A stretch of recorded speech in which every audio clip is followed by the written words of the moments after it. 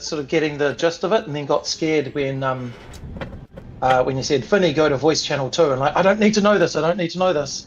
And looking here, it seems that I've been at the pub the whole time, right? Ah, yes, but we can bring you in if you like. All right, so Priyanad managed to teleport them in to a place with Lord Gorso. There was some battles with the soldiers, this major soldier as well, and these guys are knocked out because they're just guys trying to make a buck, and I think it was Hector who showed mercy on them. Was it Hector? Or somebody anyway? I wouldn't call it mercy. But just... That does not sound like Hector. Oh my gosh, has he been shapeshifted with someone else? Maybe it was. I reckon we someone kill else. Hector straight away if he's showing mercy.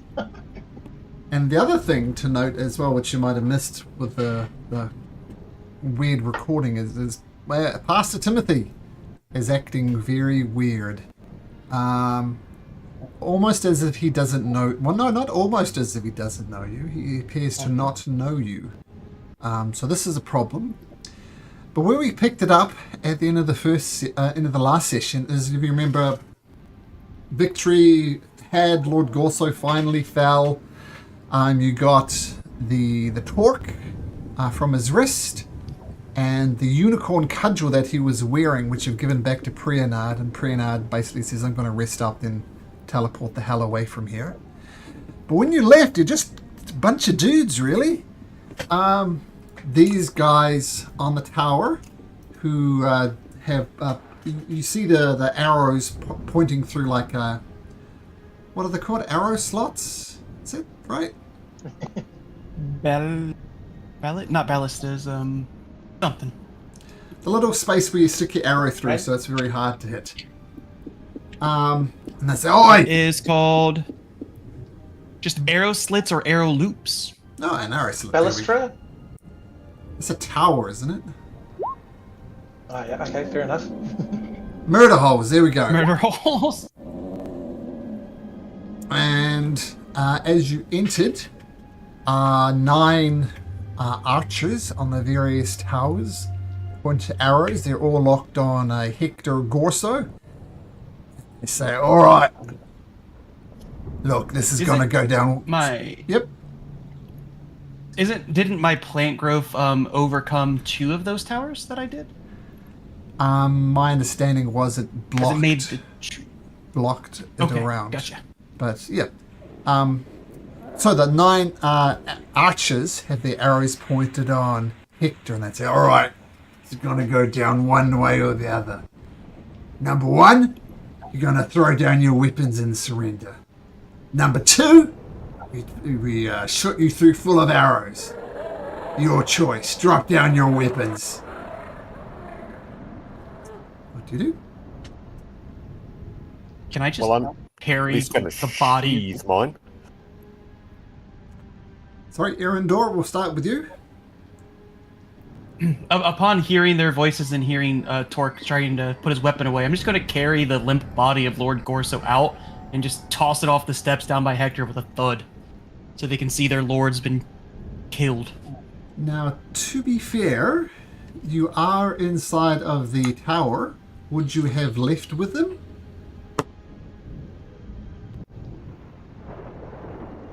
Oh, no, because I finished off the remaining guards in here. Okay, cool. And sorry, somebody was doing us something. Was it Allison? Torque was Torque. just putting away his weapons, not throwing them down, but certainly sheathing them, and go to that sort of stance with the arms wide and facing upwards, so empty-handed at least anyway, not belligerent. And Hector?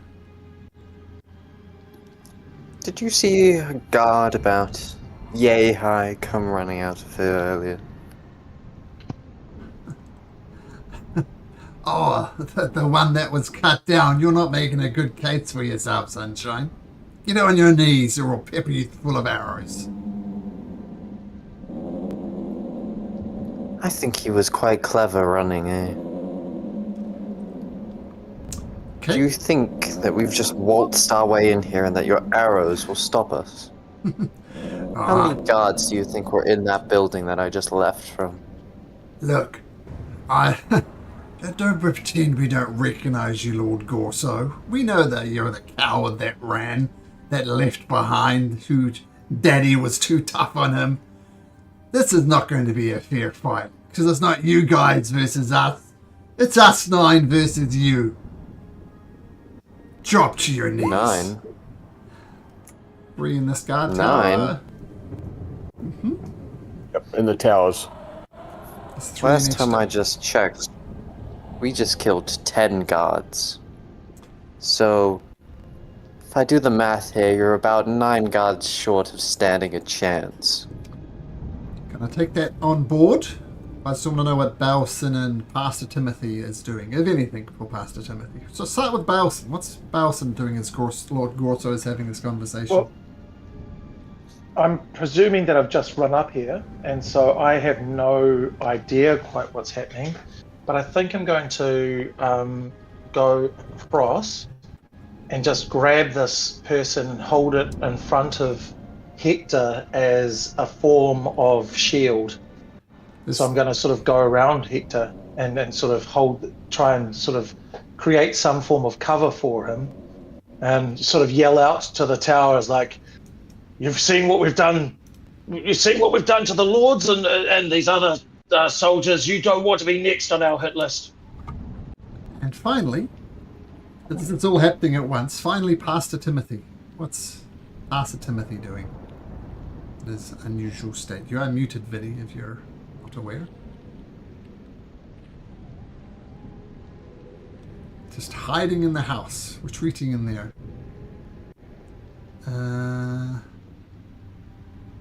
Okay, so Pastor Timothy just retreats between some buildings. Alright, this is your last warning.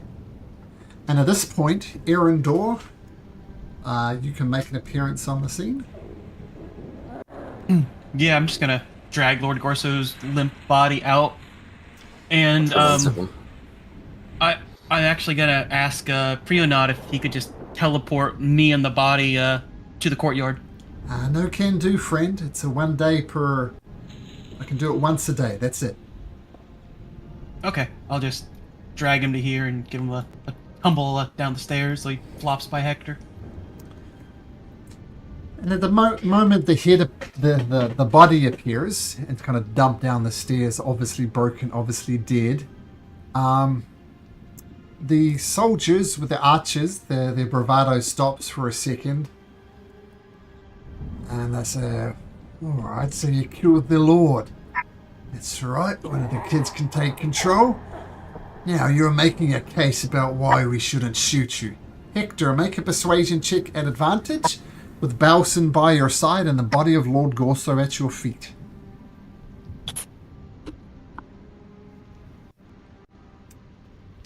Look. 18.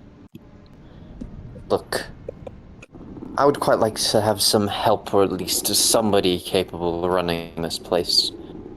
So if you could not do anything rash, and we just discuss this a bit more, maybe we can come to an understanding. I'm going to roll a d20.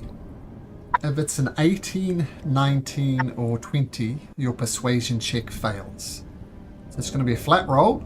18, 19, or 20, it fails.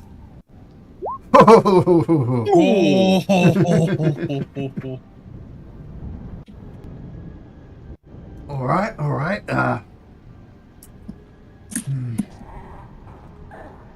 So what exactly are you? And you notice a relaxation of the arrows are no longer aimed at your throat.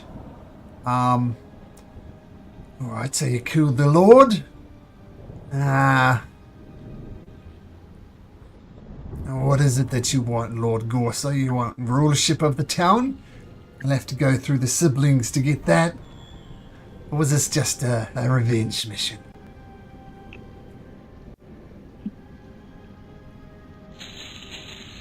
I hate this place. I'm pretty sure you don't love it here either. But this is our home. I would quite like to defend it.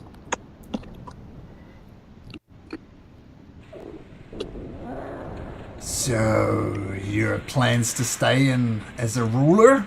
Take over from your old dad?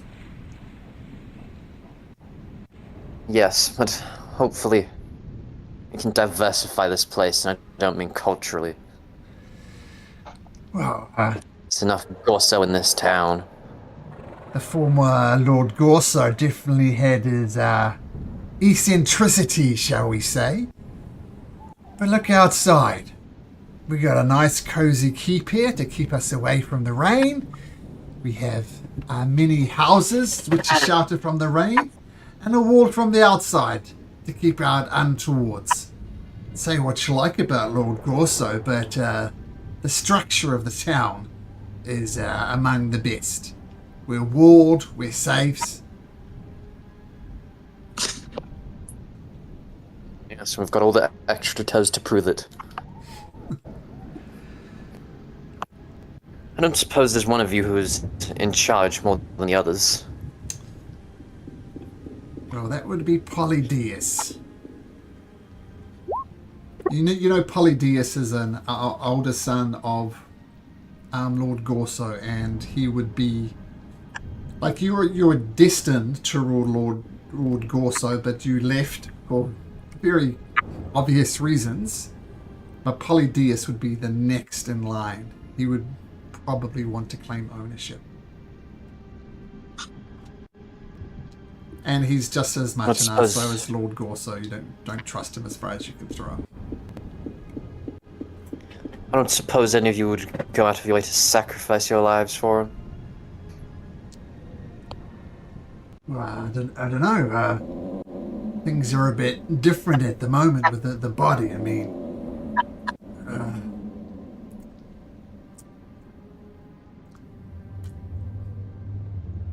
look, if you do want ownership of this town, you're going to have to go through Polydeus to get it.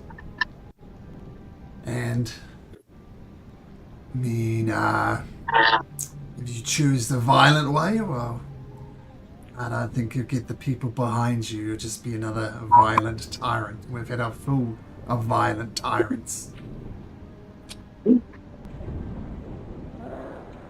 got a very low bar to surpass then, don't I? Look, I don't mean to be presumptuous, but if I was my father, I would have had my strong people guarding me and my smart ones watching the wall. So, you lot in all of your intelligence, I'm going to need you to make a decision. And let's be specific. I am looking to procure this town. Will you stand with me? I don't promise to be perfect, but I promise to be slightly better. Well, listen, friend. Is that good enough for you? We're not the one you should be talking to. There are hundreds living in this town, and 9 guards don't hold that much sway. Maybe it's time for a meeting in the town square.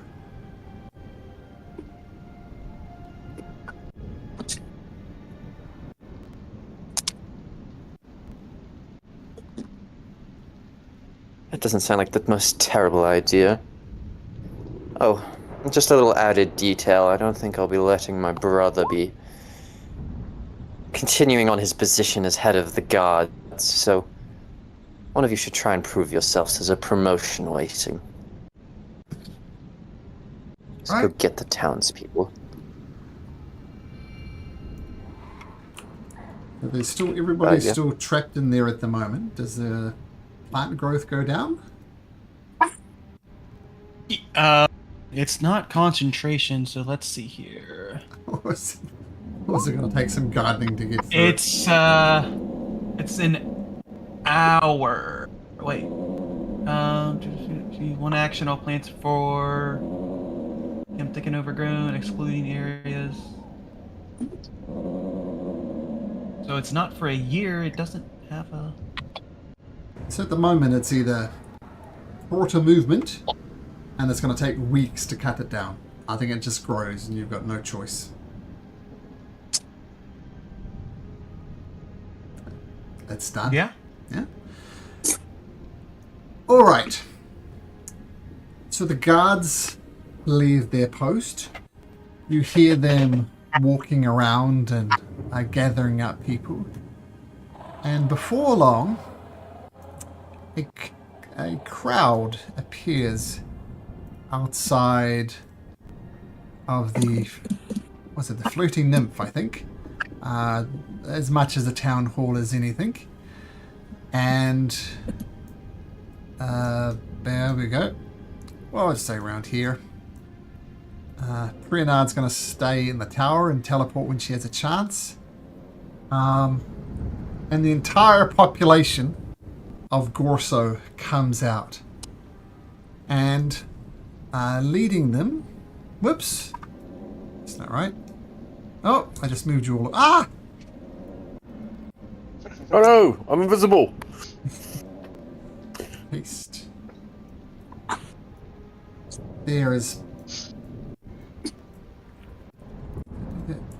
Ah, it's gone stupid. Alright, gotta refresh. Double ups.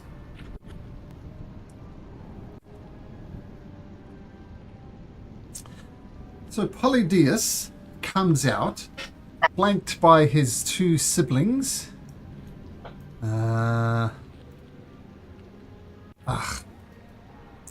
Sorry, just a sec.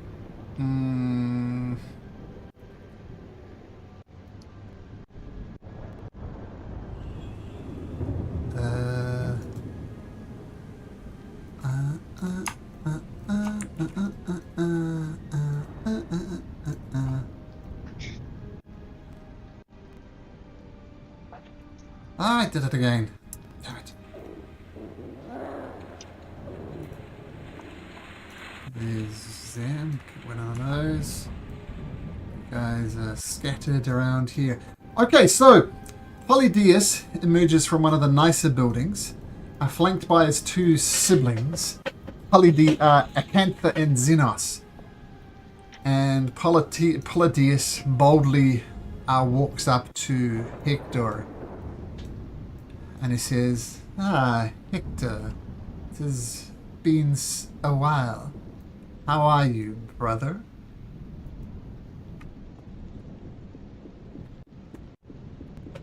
You know, been around, been better.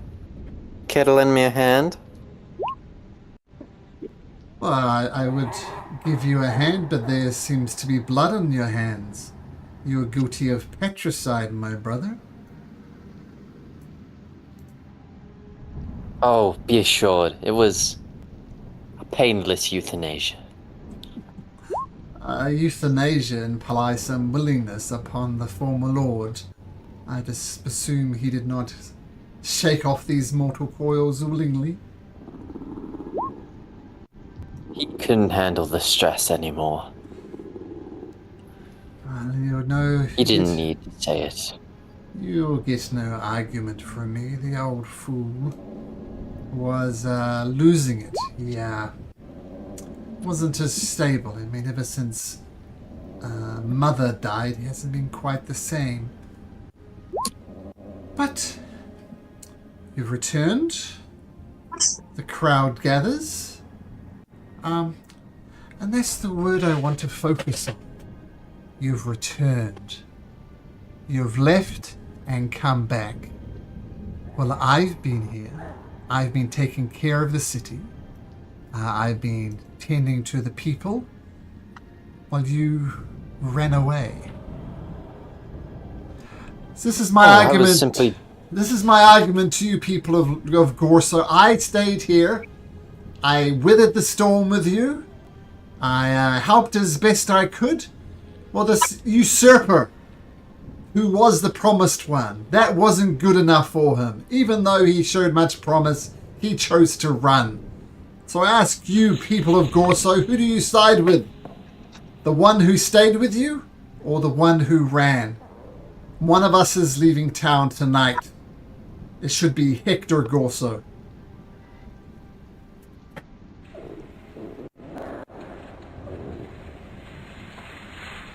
What exactly is your long-term goal here?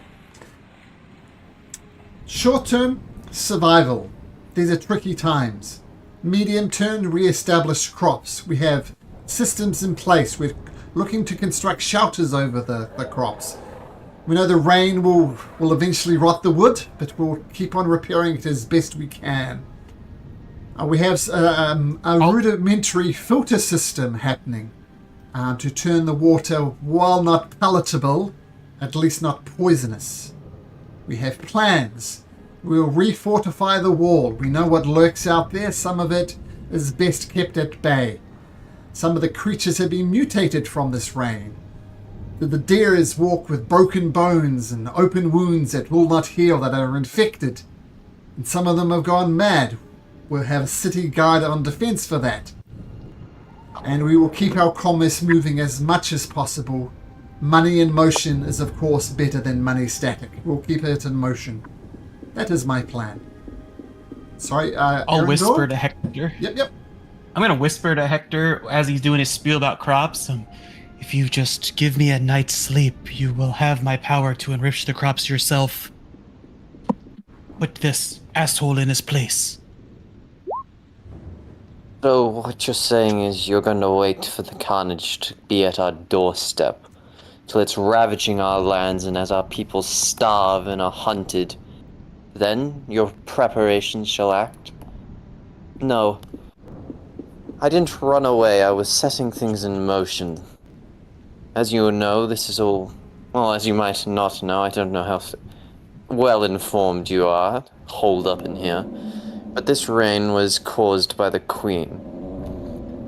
These 4 people here with me, and I intend to put a stop to it.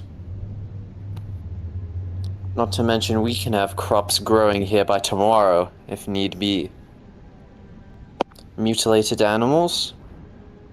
I have the power of more than 9 gods. By your very own admission, you plan to, quote, save the world, unquote. When your own city, it is in peril, I will not deny that. But you're going to go traipse round the land?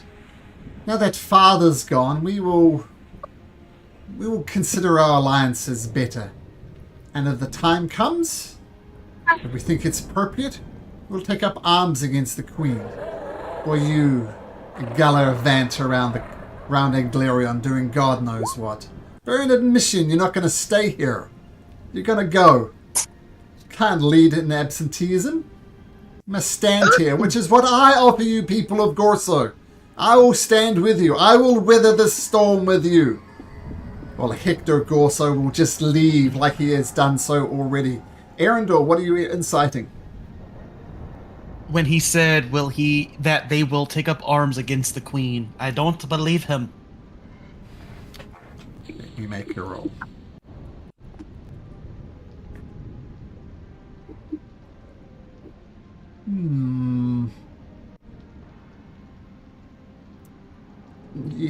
You're not sure, because he's not sure. He's hedging his bets. Like maybe he will, Just maybe kind he of won't. Elbow Hector when he says that, trying to give Hector the hint that he's full of shit. Brothers, sisters, literal and unliteral. I'm not a good person. I'm a murderer, a traitor to the crown. I've killed many people and I will kill many more. But I do promise to be better than the past, better than my father. You see the people around me? I would die for them, and I will die for you. I've put my life on the line more times than I can count to save their sorry asses. And I'll do this to this flippin' town. This place is a shit show. You know it. I know it. They get some laughs, some nervous laughs from the crowd, because under the former Lord Gorso, it was a shithole. Polydea says, Now you see he's already changed his tune. He was going to go save the world, now he's going to save Gorso itself. Just stay here, Hector. You have no right to dictate who and what we do unless you stay and weather the storm with us. I will stay. I'll weather the storm, as you say. And my friends, my allies, thou shall stop this storm before you know it. You understand. They may not be the most adept. They haven't failed yet. They've gotten further than you ever will. Oh. Good for them. Hip hip hooray. If you save the world, I will buy you a beer. Do you have anything else you wish to say, Hector? Hold up 1 second. Sure.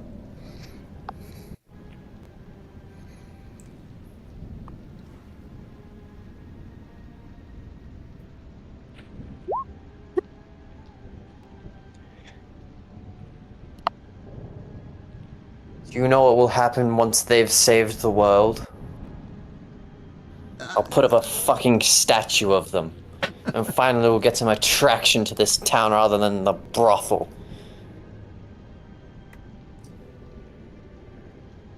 It's the only tourism we have here.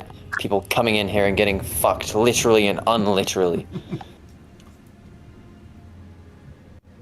Alright, people of Gorso. You've heard my contention that I've been here and I will remain here. Hector has already changed his mind during this point of this conversation. Gone from saving the world to staying here and being with us. All in I can favor? do both. Unlike you, I'm not so narrow-minded. So Gorso you- shall be a beacon of the new age against the crown. So you're not staying? I will stay. I'll make this place a beacon, a safe haven. People will come here in flocks. We'll have money galore. Plants will grow. And the children can run in what's left of these bloody roads. People of Gorso, let it be heard if you want Polydeus to rule. Something happens. Let it hear it, Hector can be ruled. If any of you want to provide any help to Hector, now would be the time.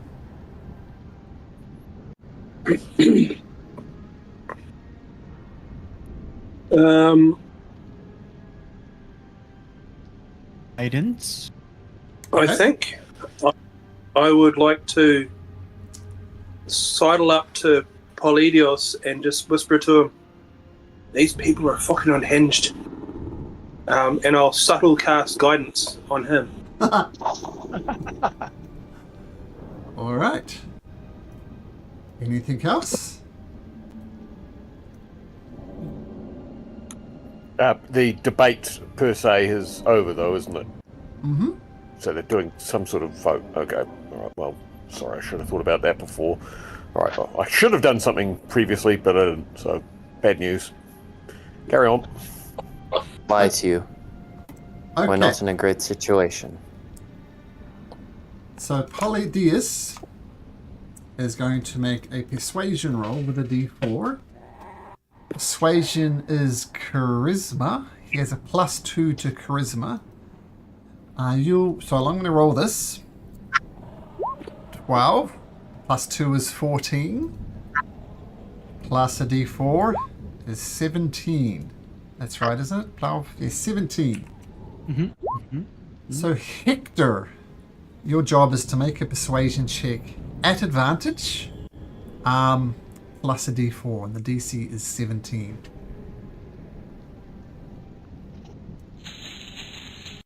$19. So 21. Oh, Plus the D4. Oh yeah, plus the D4, hold up. I'm just gonna get... 23. Okay, so I'm just going to bring up the... No, your rolls don't come through, so I'm just going to bring up the D&D Beyond log.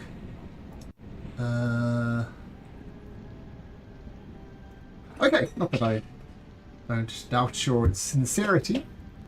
But, the people of Gorso says, Polydeius! We know what you bring. You'll just bring exactly the same as Lord Gorso did. We need new blood. Hector! Hector, stay and lead us! Hector!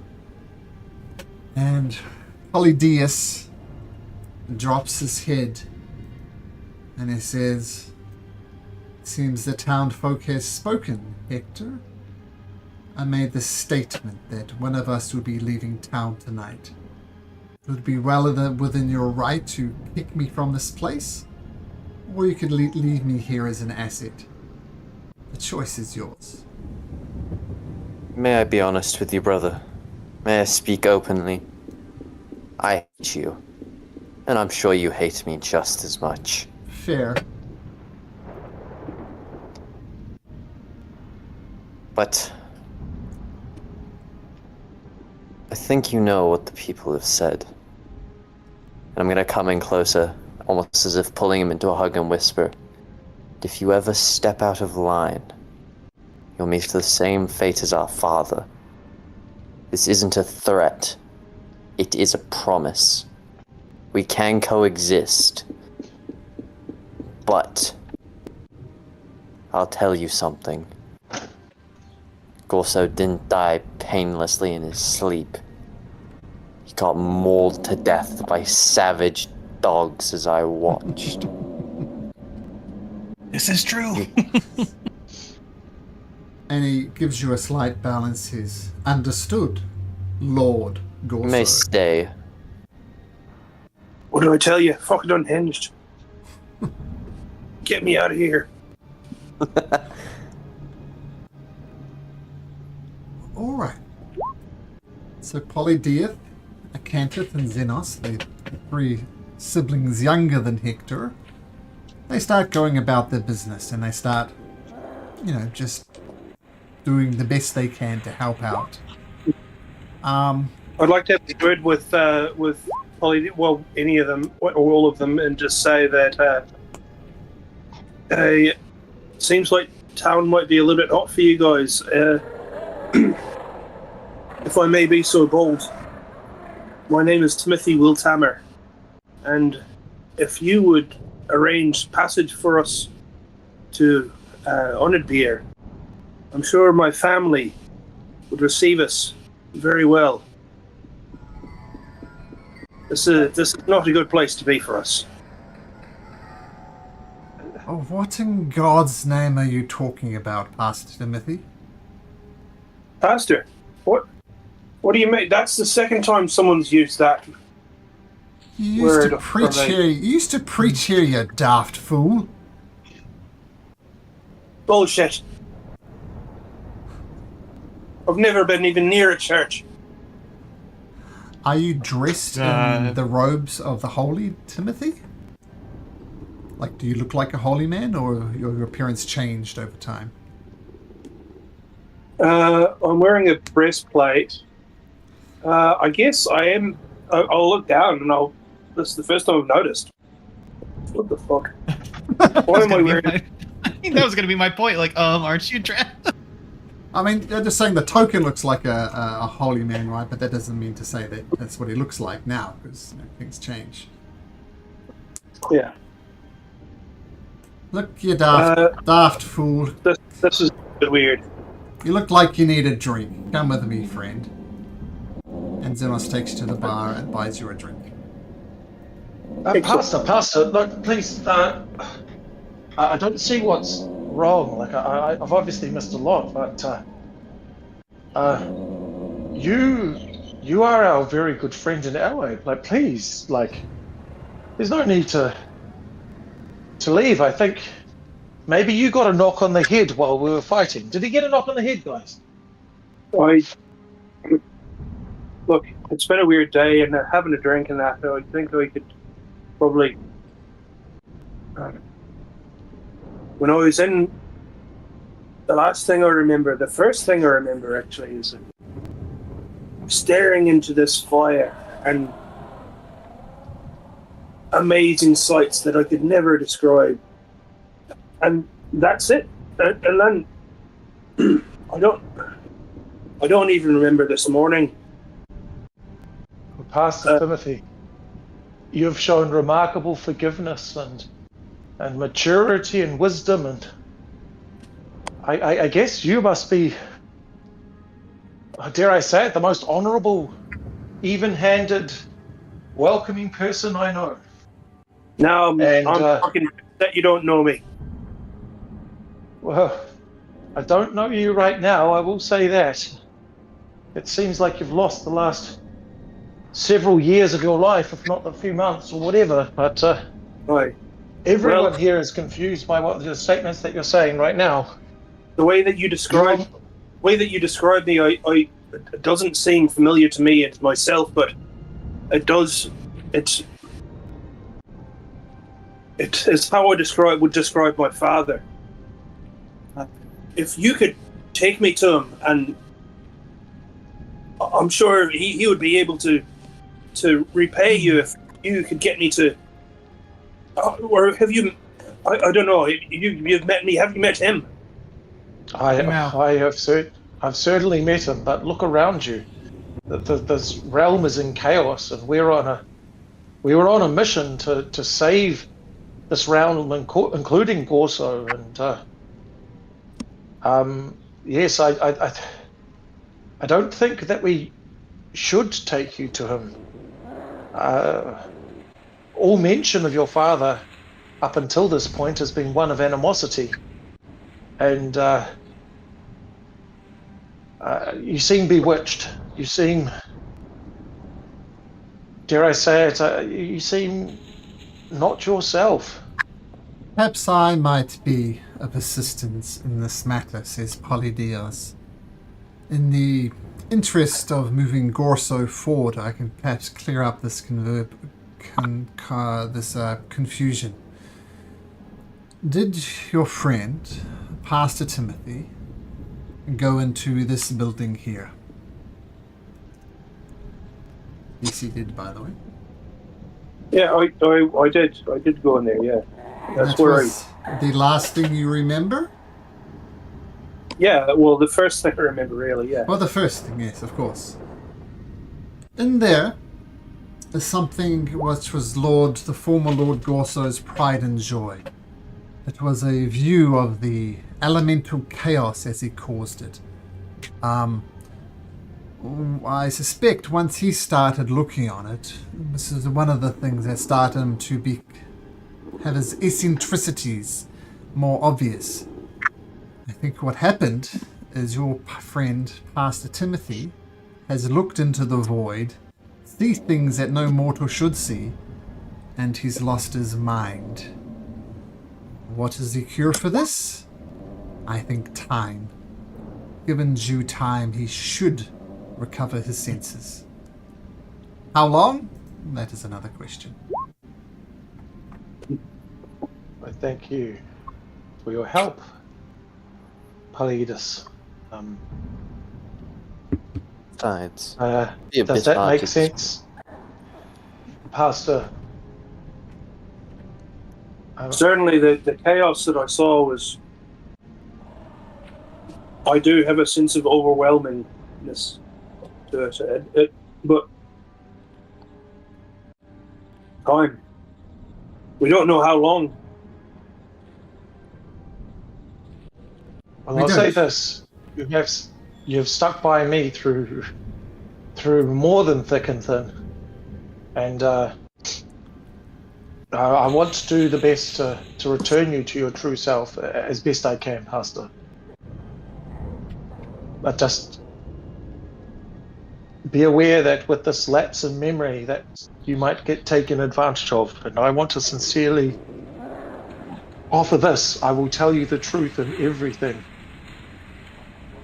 in all my dealings with you, as I've promised to you for quite some time now. Oh, insight check that. Fuck yeah. Sure.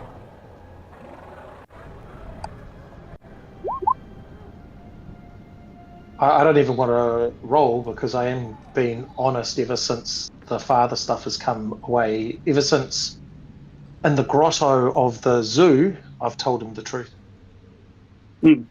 Yeah, I know. I think I was more insight checking just because sympathy. Because you don't know. Yeah. Yeah. Sweet. So I'm more than happy for it to be an auto success. Well, you're Well, trying to persuade him. You can't make it an auto success. You have to be persuasive. Oh yeah, no. In terms of the persuasion, but isn't the insight to gate my true intentions? Sure. Yeah. Like my honest intention, everything I said was 100% true. That's what I wanted. Whether it successfully persuades them or not is another matter. But yeah. Well, you seem like you're telling the truth, but you seem like you're very persuasively telling the truth. I believe you 100%. You have to remember, though, it is a bit strange. You know me. You're telling me all these things about me, but I don't know you. I don't know any of yous. This is like it's very intense, if you know what I mean. No, I understand. But you're a good man and you're a good friend. And that's all I want to say. See, that's what I'm talking about. Imagine if someone came up to you that you didn't know and just said, "You're a good man and you're a good friend." I know that it might be technically true, but it doesn't touch anything in here. So if we could just cool it on the whole, like relationshipy stuff, that'd be fantastic. I'll stick with you fellas. But let's cool it on the whole lovey-dovey stuff, okay? Absolutely. Whatever you want. But can I just say that we are on a mission to save the realm and Corso. And so we appreciate your help. Polydius chimes in and he says, "This is a complicated situation. This type of chaos that our late father brought. As I said, Pastor Timothy has looked into things that no mortal eye should really see. And time, it seems, would be the remedy. Will it take a day? I don't know. Will it take a week? I don't know. But it seems there is much to be done," turns to Hector, Lord Gorso. "Perhaps you can... What are your plans, Lord Gorso? Are you staying around for the long term, as you promised the people?" Yes. I believe my friends shall be staying for a while as well. By tomorrow we shall make plans for farming.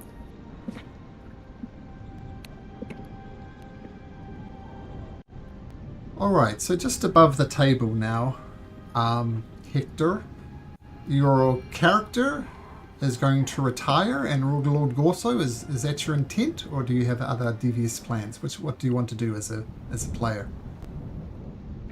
I guess he shall retire for the moment. Okay, that's Yes, he'll remain. That's an admirable decision.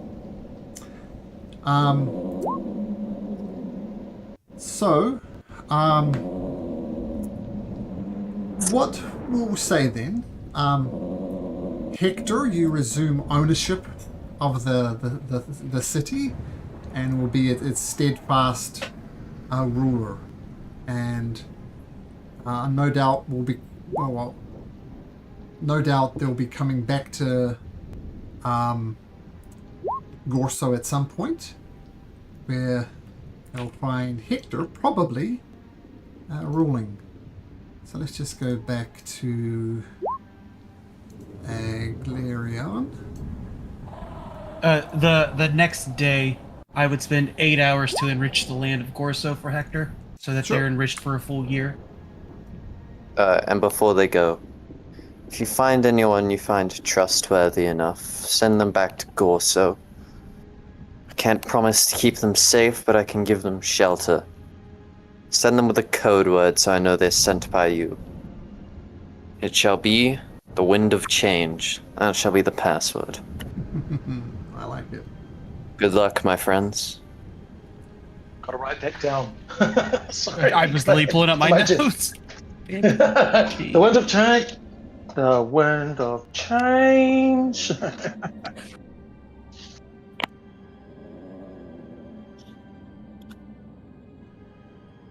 Well, good luck, Mr. Grosso. Hope you do better than your father. This won't make sense to you, Pass. This won't make sense to you, Timothy. But I think you'll be very proud of me in the future. All the best. All the best. And I don't know why, but I feel like I need to go in for a hug. Which is strange, considering how little I know about these. Oh. Do you mind? Can I tap Hector with guidance as Pastor Timothy goes in for that hug, so Hector feels kind of warm to Pastor Timothy, so it's kind of an embracing hug? Sure. Oh, the grapple of love. Oh, I'm sorry, that was weird. Good luck, Master Grosso.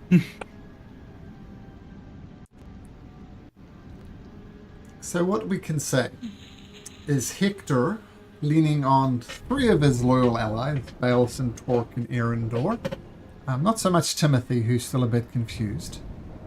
But I think it would be fair to say that you hang around a little bit, make sure everything is moving as best as it could.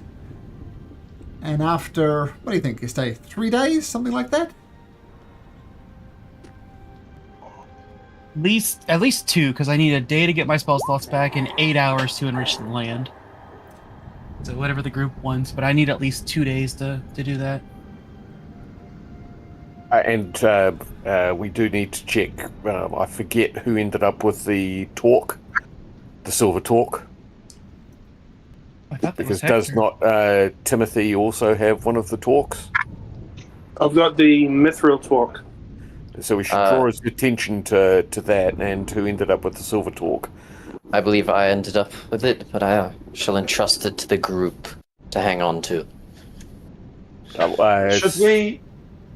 Did that provide some sort of boon to you in the way that the mithril one did as well? Yeah. Yeah. Resistance to non-magical for 3 rounds?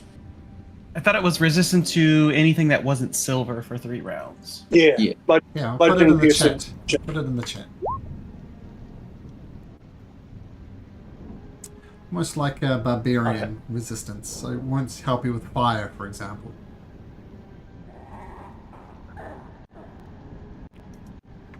Well, that's.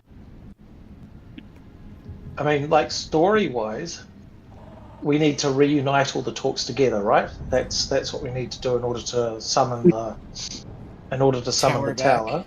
Mm-hmm. So we do actually need to take it as much as, but what I would say is, I mean, does it take it as a reaction? Yep. I can use it as a reaction. Like I'm a frontliner. You're also a frontliner there, Talk. So because I already have those resistances already. The resistances stack? No. No. So it's better to go to you, Talk, than me as a frontliner. But I'll say to Gorso, to Lord Gorso, Lord Gorso, this was entrusted to your ancestors back in the day, and so we will return it to you. Please, drop the formalities. You've beaten someone to death and murdered my father together. You can simply call me Hector, friend, Baelson. Well, just to get on the technicality, I was down at the pub while all that happened, but you know, cool.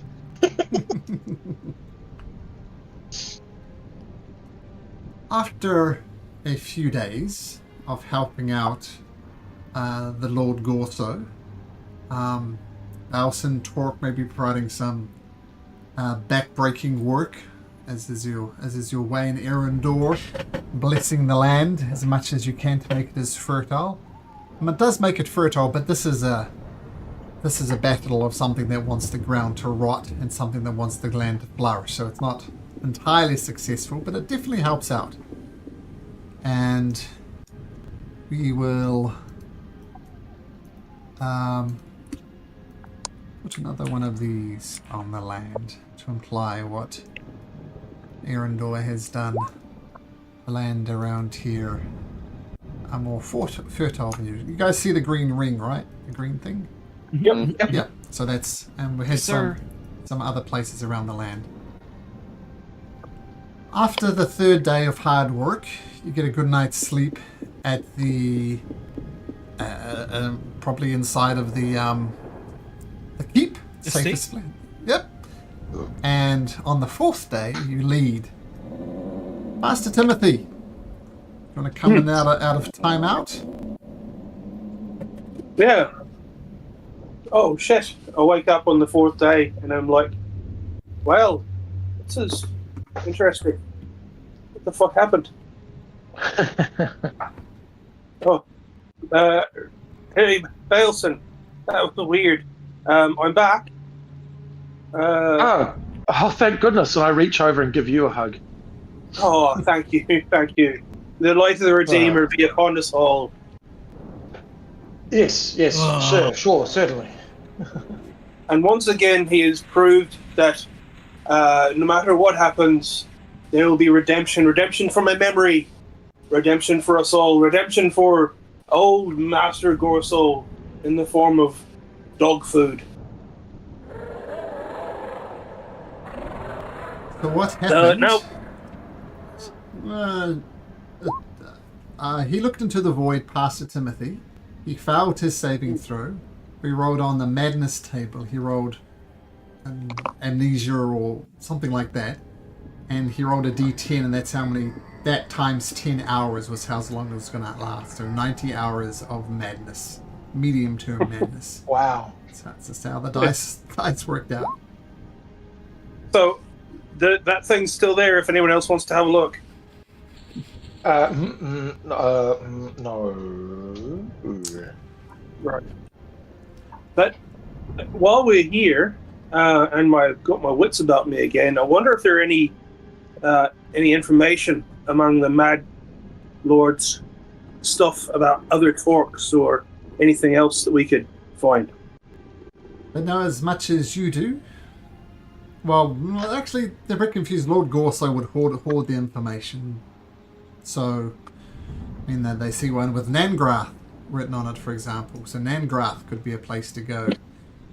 But the place you saw was with Smokestone Mines was a mention of that. Could be one over there. There was one mention... Actually, I'll bring up the handout. This here. Doing forest as well. So, Yeah, so Harvesting... The forest was a potential one.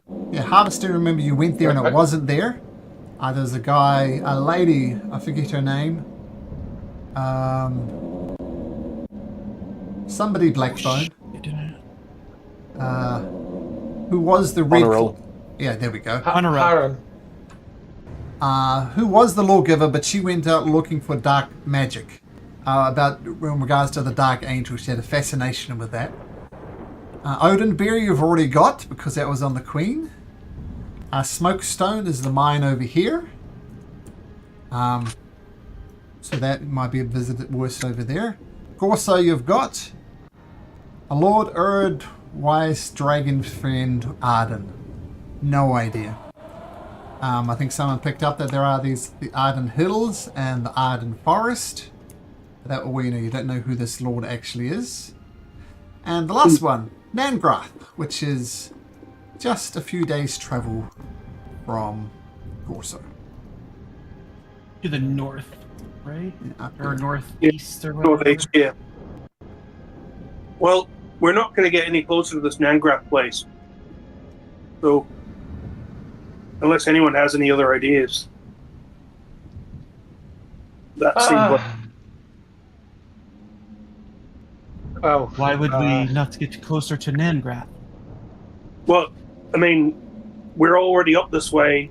We're never going to be closer than we are now. I misunderstood. I understand. I understand.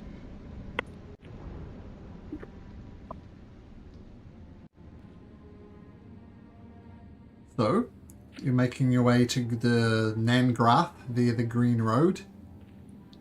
Hector! Right. You're going to have to create a new character, Sunshine. Yep. I'll put a link in Roll20 and create a character, and we'll find a way to integrate it into the campaign, and hopefully the not too distant future. So, do you want to work on that? And let's say I like the decision, Riley. You got a long rest? Yep, long rest. And I like the decision, Riley, that you took your character seriously, serious enough to effectively retire him. So I think it's safe to say this is not the end of Hector Gorso. No doubt he will come up again.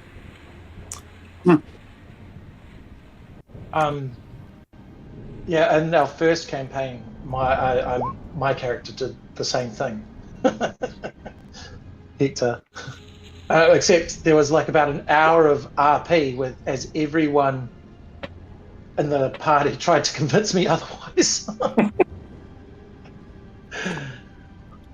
I mean,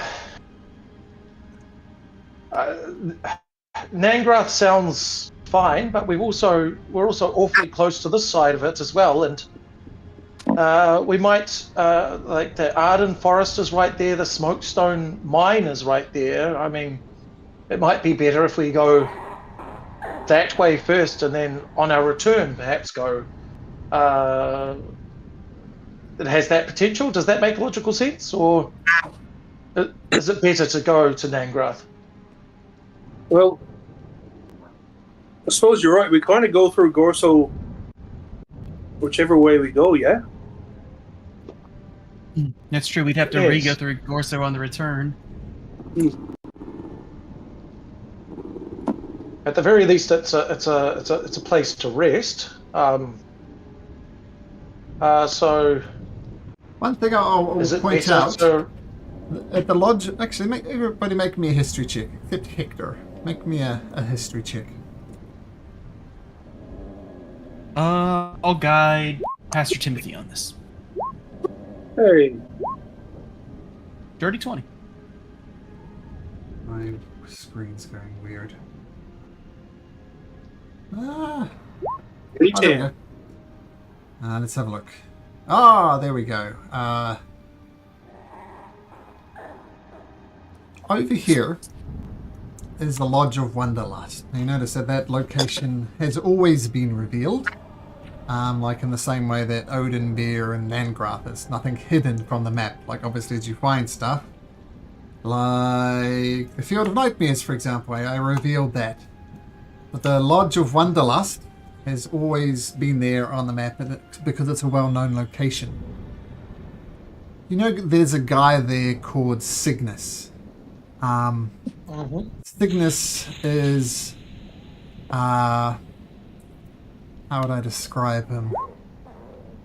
He's got a note that says to ask about Smokestone. Oh, there we go. Him. He's knowledgeable of the area and the Arden Forests, so he might be able to provide some clues, particularly with the clay talk with Lord Dragonfriend Arden. I don't know, it could be a long shot, but could be a potential wealth of information there.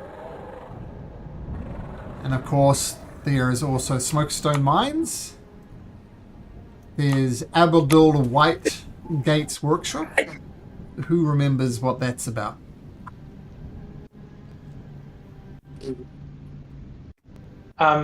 Expelled for stealing an ancient parchment Mm-hmm. in the Arden Forest. Yep. So, yeah, that's my notes on that. Sure. Abulor Whitegate. Yep. Yep, that's his workshop. Let's try and fix my screen here. It's a little wonky. Yeah, exactly right. So, he was a senior member of the academy, so he might know something about this missing tower. Who knows? And of course, the other thing that would be well known is Gonshar. This is a goblin town run by the Goldtooth. The Goldtooth. Oh, Yep. You we remember want the- to go. I want to probably burn go- it down. Well, there's Brumbly Goldtooth, who did some nasty things with the unicorns. This is Goblin Town, ruled by Kabok Goldtooth, who famously saved a queen a couple of generations back. Well, one of his ancestors did. And so much to the annoyance of most of the nobles, the queen decided to make this goblin who saved her life a noble and gave him land and title and rich goblins. So, keeping all that in mind, decision to make, left or right? East or west?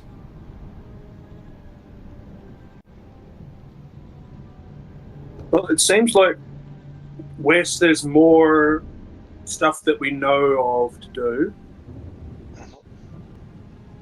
And originally we were trying to skirt the Cloud Peak in order to end up on this north. side Yep.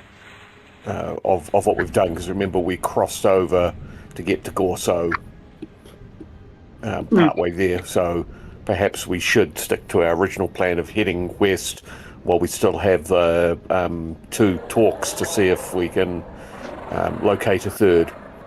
Right. Belson wholeheartedly agrees with going west. All right. West it is. Okay. So, crossing the river now is easy enough. Or does Lord Gorso charge them for the barge?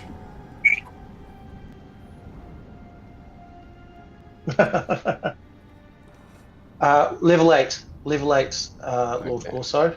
Level 8. And do you What charge... was the question? There's the barge that gets them across the river that they had to pay to get across the first time. Do you charge them or do you let them go across free? Timothy can go for free. The others can get the friends discount.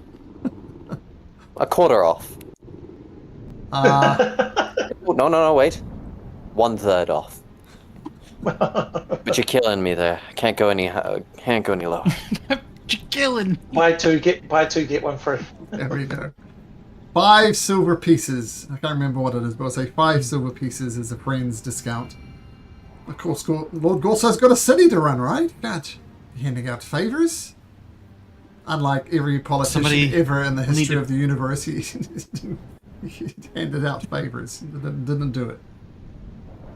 So is that 5 in total, or is that 5 silver pieces all up. 10? All Okay, I'll pay that. 4 of you. Yeah, and level 8. Alright. So you head along the trade road. I'm leaving your good friend Lord Gorso behind. Hector, no more. Well, still Hector, but officially Lord Hector Gorso, ruler of the town of Gorso. Erendor, roll me a d20.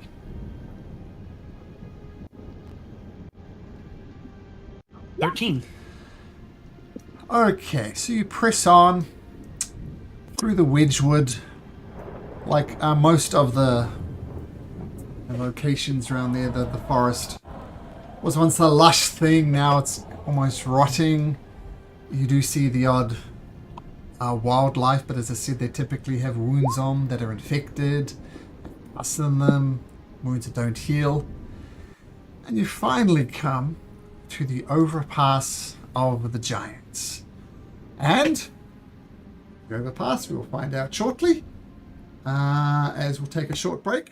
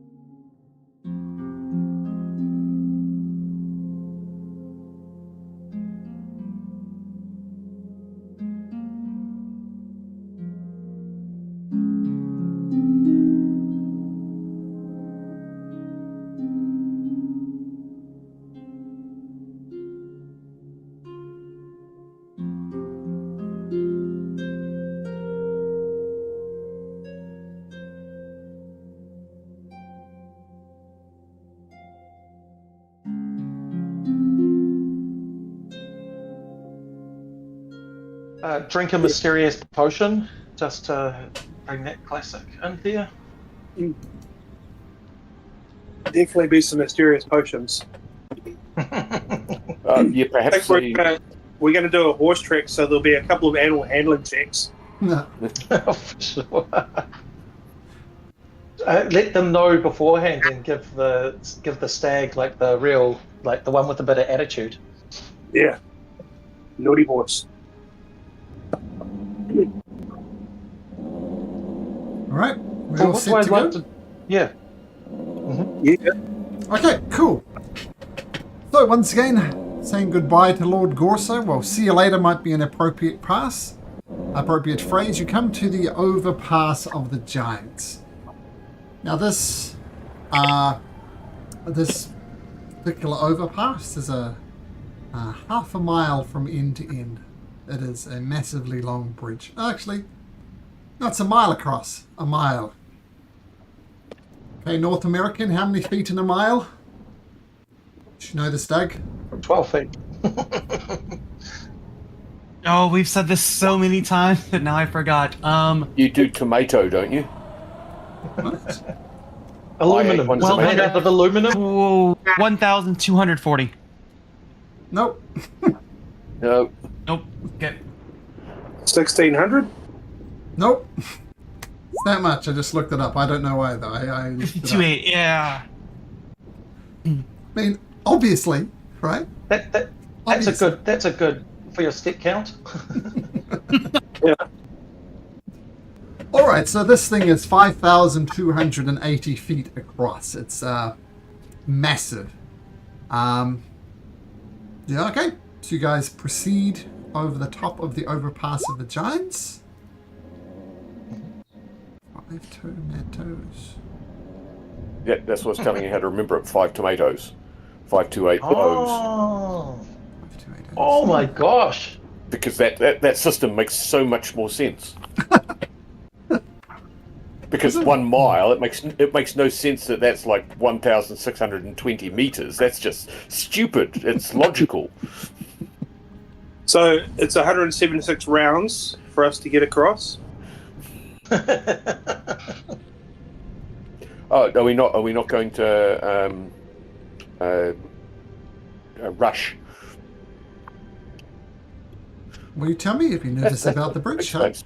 You can run across the bridge if you like. I'd like to be on guard while I'm on the bridge. I definitely would like to do that. Is the while it's a long bridge, is it a particularly high bridge? Are we going to get yes. vertigo as we go across? Yes. Like a good 200 feet to the water below. So if you fell off the bridge, you'd be falling 200 feet into water. And that would be 20d6 if you fell off it. So don't fall I can off. survive that. On average, what's that? If they're all 3.5. ones. Average damage would be 3.5. 20. I can survive it because I've got that orc resistance. So as soon as I reach 0, I pop up on 1. Okay, so how are you traversing this bridge? I want to keep my wits about me and looking for any danger. Okay, Bowson, make a perception I- check. I would like to do that with him as well. Sure. Pastor Timothy?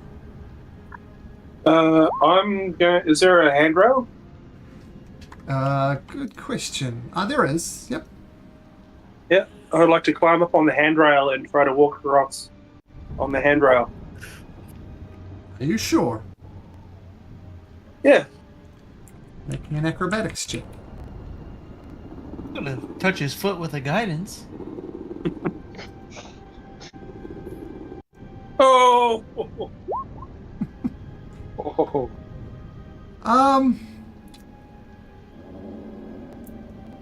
All right. Let's place the party on the bridge. Pastor Timothy, roll a d4 because you might need it.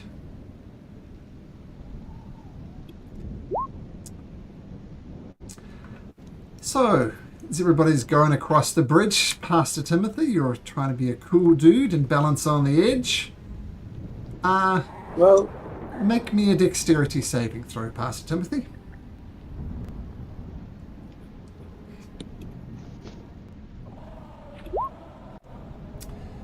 Anybody has any Hail Marys they wish to throw, now would be the time. Because Pastor Timothy is going over. I might. It's a different day. Let me roll real quick. 4. 4 is. I think it's woe.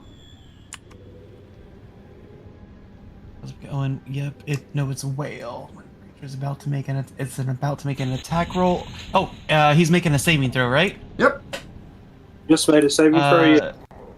Yes, so I rolled even, which is whale, so I'll use my reaction. He can add a d6. So I will roll a d6 for you. I'll use my reaction to roll a d6. Here's the d6. Add 3 to that. Hey, So up to 12. Right? Up to 13. He's got 2 d6s there. What was that first one for? You got a 4 and a 3. I guess when I clicked on it auto-wrote. I was trying to do the description, so take whichever one you think, Malcolm. Oh, I always say the first one, so that turns into a 14. And Pastor Timothy, you just barely grab hold of the end. You're holding on by one hand and dangling. And you have many gifts, but upper body strength is not one of them. So you see Pastor... Rush over and... Uh-huh. Yeah, rush over to grab him. Athletics check. Grab his arm. Okay. Athletics. Boom. Okay, just a sec.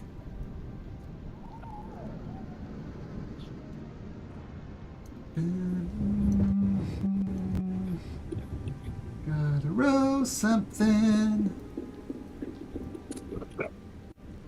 I'll just roll it. It's only a natural 20. Oh. Okay, you pull Pastor Timothy up on the ledge, no problems. Are you still being a bit forgetful? Have you forgotten how to, stay away from the dangerous edge? You know what, Nelson? Kind of losing your memory and losing yourself in a part. It's quite freeing. You know? Mm-hmm. Once you've stared into the chaotic abyss and it stares back at you, there's something you're never quite the same. But thank you. That was fun. That was excellent. Oh, I've got you, my friend. And I've got you. As you're having this conversation, as Balson pulls Pastor Timothy up, a massive creature emerges from the underneath. It was hanging on the other side of the bridge, and this multi-headed hydra-looking thing pops up. Oh. And I need you all to roll initiative. You need to subtract 5, except for Erendor, who manages to spot it just in time. So you're all surprised except Erendor. So Erendor, keep that 20. Everybody else, take what you do and subtract 5 from it, because you are surprised. I forgot to click on myself. Sorry.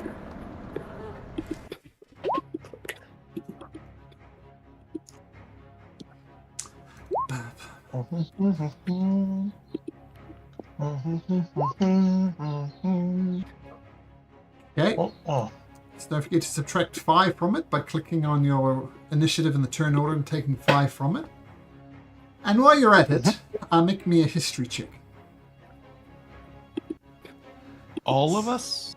All of you. I want to say the DC is 25. So if you've got to wait, if it's not possible to make it 25, then don't even bother rolling. Okay. So, I don't think Not history is gonna our strong one. okay. So did everybody adjust their initiative? Pastor Timothy, you rolled a 19, right? So you should be a 14? No, I rolled a 7 first. Oh, okay, but it didn't show up. Yeah, so... And Balson's, yours is correct? Yep, mine's correct. Okay, so this massive creature, who's your history check, might have given you information, but it doesn't, and it's looking like it's about to breathe fire in the way that a dragon would, with its multiple heads. Erendor, though, you're quick on the mark. You get to act before this blast of fire comes. What do you do? Well, I see it getting ready to breathe fire, and I'll announce to the group, stay spread out, even though it's not going to help them this time. And we'll go here. So this thing is climbed up. It's just kind of hanging onto the side of the bridge. So it's not unflighted. It's just hanging over the side of the bridge, preparing to blast. Sorry, as you were, Erendor? Sure. Yep, sure. And then let's use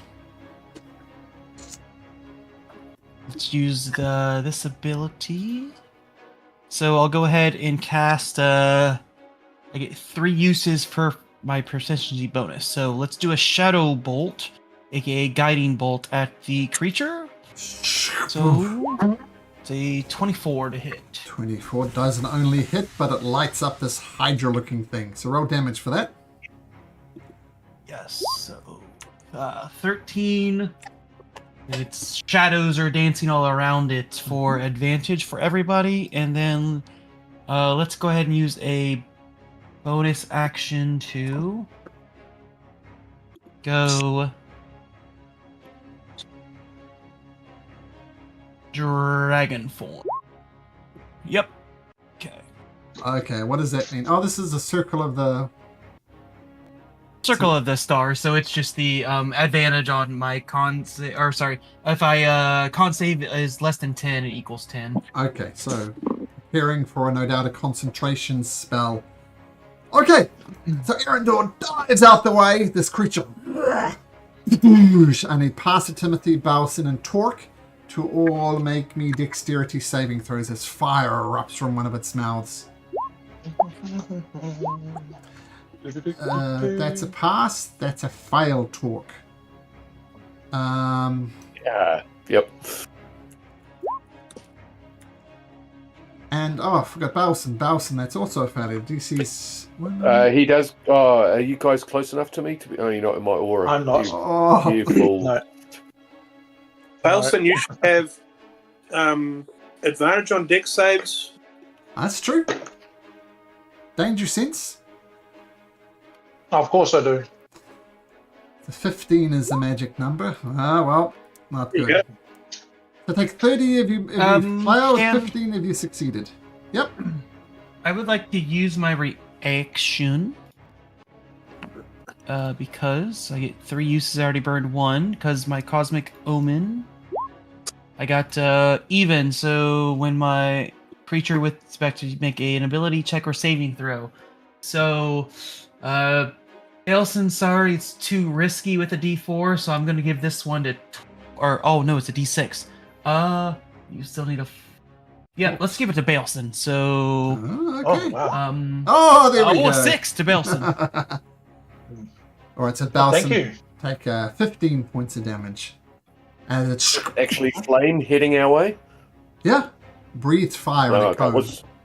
Because I think Torque was resistant, right? So I think I chose. I am resistant to fire, so that's good. Oh, okay. Nice. So Torque, did you make it? No, you. No. Yes, so 15 points of damage. You're resistant to fire. Right. And then on massive wings, it starts. Can I do that? No, I can't. It's going to beat its wings and fly 30 feet in the air off the top of the bridge. Kind of flies over here out of reach and it's looking to maybe regain its breath weapon. We will find out. Torque, bit of fire to the face. What do you do? Well, if it's a fire creature, I'm guessing that it would be resistant to fire itself. So I'm not going to hellish rebuke it. I will have at it with my 1 remaining javelin. All right. Advantage? It might be straight because of the range. What's the range of a javelin? 30 feet. So it would have been disadvantage straight, with but that advantage. was the first one. Yep, the 22 hits, bottom line. Okay, all right. Javelin. Okay. Whoosh. doesn't have resistances in the way that other things do. And that does the full 6 points of damage as it thumps into it. And again, in terms of that spreading out, I might want to stay in the middle so that some of these people either side of me might still be in my arc of defense. How big was this flame? Was it a cone or is it? I will show you. When it got useful to know, possibly. It was, whoops, this sort of big. Oh, No, okay. So I don't think we can spread out on the bridge and not be. And so, well, anyway. Okay, well, I will move semi-centrally. I think there would be, yep. Okay, javelin fired, hoping. I guess it's a bit of a dilemma, right? Do they get close to your aura or not? Right? Clumped up, maybe good or bad idea, but being close to talk, a good idea. Ballison, these are decisions adventurers must make. What do you do? I am going to rage. Oh, yes. 1, 2, 3, 4, 5, 6. I'm going to go here. And I'm going to take 2 shots with my short bow. Sure. I think they'll be well within range, so more or less shooting straight up. The first one bounces off its thick, scaly armor. It's a miss. 18. The second one gains purchase, though. So 18 will hit, roll damage. And that wasn't an advantage, I presume, so... 8. Cool. 8 damage. All right. Is it only the first attack that has advantage?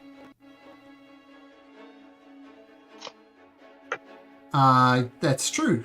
So you're 13 and you're 18. Do that added? No. Erendor used the advantage. Torque burned the advantage. Torque burned the advantage with the javelin. Yeah. Oh, okay. So there's only one. Okay, only one advantage. Yeah, Right. next We were hit, all yeah. advantage. Next one. It's various arrows and javelins flying. Some of them hitting, some of them missing. Pastor Timothy. The fire rolling in the creature's mouth again. Let's see if it happens. What do you do? I am going to.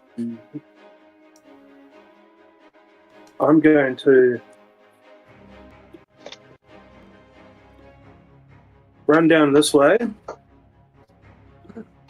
and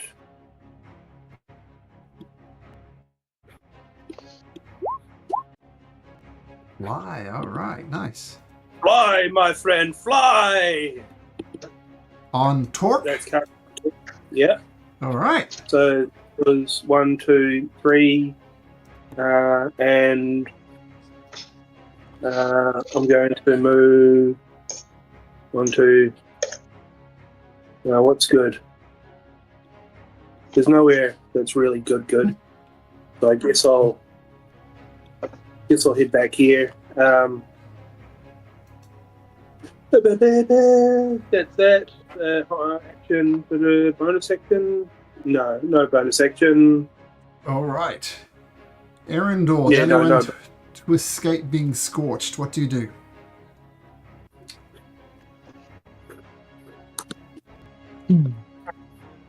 Oh yeah, no. Right. Sorry, Malcolm. I will bonus action. I stare at the Hydra and the soft, tenderly words of a curse come from my lips,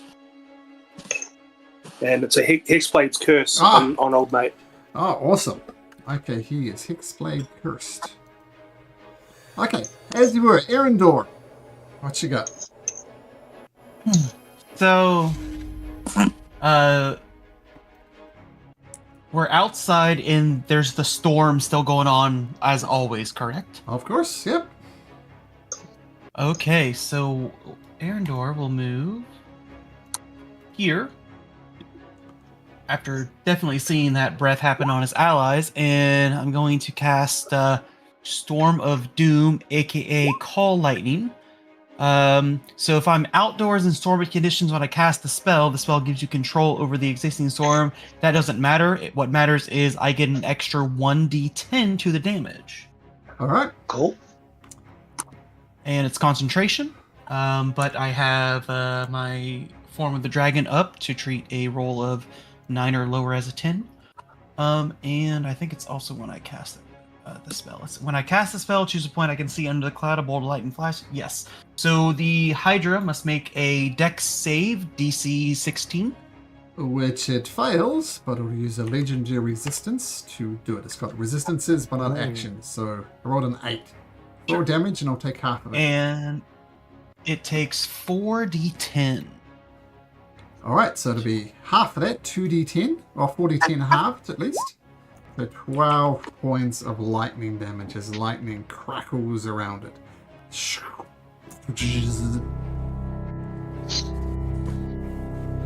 Okay. Do it. Baleson, roll me a d6, please. Okay. Roll low, roll low, roll low, roll low. Yes. Yeah. All right.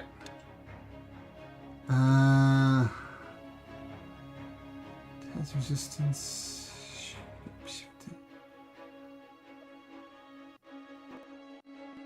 No. Okay. So the massive creature misfires and lands back on the ground with a mighty thump, landing in front of Baleson. And with a massive claw, it goes to reach you. Well, actually, with its head, it's going to try and grapple you with its bite. So I rolled an 18, Baleson. Try and beat that with your athletics. And I get advantage because I'm raging. Yeah, roll. Oh, yeah. All right. With its second hit, it tries again. This time rolling a dirty 20. All right, I get advantage. Ooh.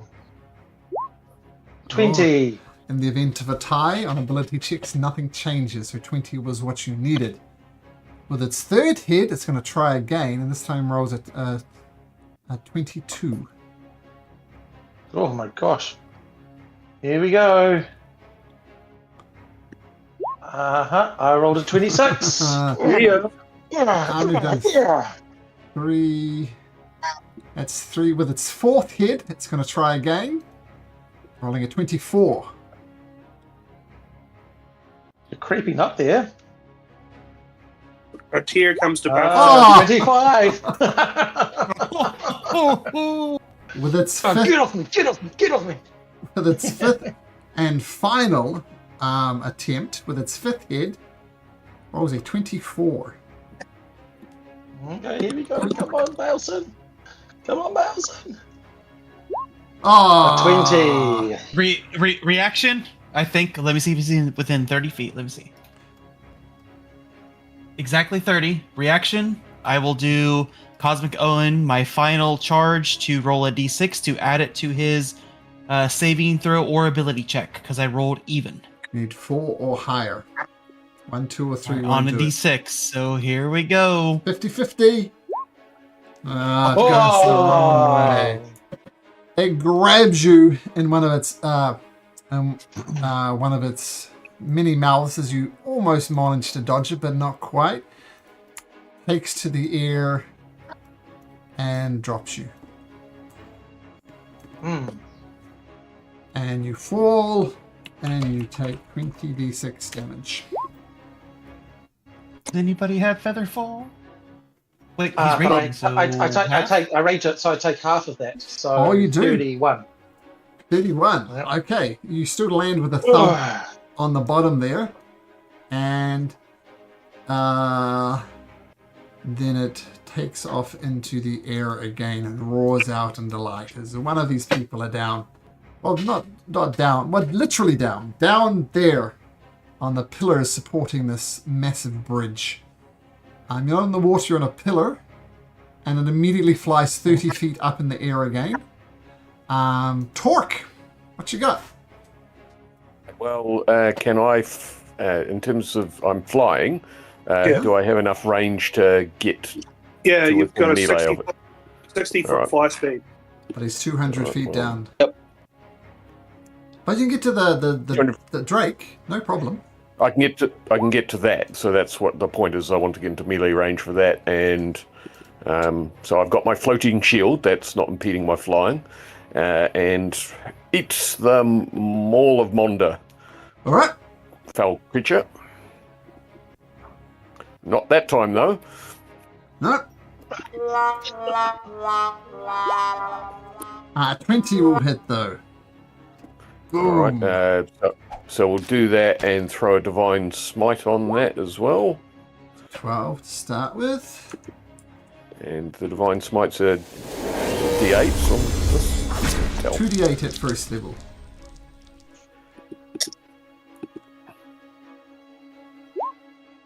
Another 6 All right. on that. It is smited. All right. Is that your turn? Yeah, so I assume that I'm at 30 feet as well, same height as it. Yep. Okay, And yep. just to be clear, Pastor Timothy is not in the aura, if it matters, because you're flying up in the air. It's like a sphere around you, right? So you're no good. Speaking of no good, Balson, you're 200 feet away from this monstrosity. So I'm 200 feet down. I'm going to take 2 shots at disadvantage because it gets to 320 with my short bow. Sure. So I'll take a shot with my short bow. At disadvantage. That's not going to hit. Not a natural one, but you're right, that doesn't hit. And then here we go, another one. That's not going to hit. Oh my Okay, goodness. cool. And what I'm going to... on the side of the bridges, is there any ledges or anything like that? Or is it just pretty much like a brickwork sort of thing? You can climb up. My question is... will I be able to use my short bow when I'm hanging off the edge? That's the question. Like looking at the ledge, looking at the bridge, would I be able to use my short bow from it, or not? If you start climbing up it, yes, you will have an angle on the Drake. But if it moves here, for example, no shot. Okay, cool. So I'm going to start climbing, and I'm going to use my bonus action to basically do a double move, if that makes sense. And a double move will be 30 feet. Because you don't have a climbing speed, so it's half speed. My character's, it's 40 feet, because my character moves 40 feet. Oh, sure. Yep. So, do I need to make an athletics check? Is it a 5? Is it a 10? Make an athletics check. Just don't roll in that. What's your athletics modifier? +8. +8. No need to roll. You can climb up it. No problem. Yep. Cool. Now my question though is your rage. I know you shot it with a bow. I'm not sure if bows count as rage. Yeah, no, it does. It's any attack. Any attack keeps the rage going. Oh, okay, cool. Yeah. Okay. Any attack is your thing. All right, Pastor Timothy. Right. I'm not in melee with it, correct? Correct. He's 30 feet above you, so feel free to move without an attack of opportunity. Yeah. 1, 2, 3. Just back here, I think. And something changed looking into that house. And Timothy feels some dark energies swirling into the palm of his hand and makes these 2 bolts. Second one hits.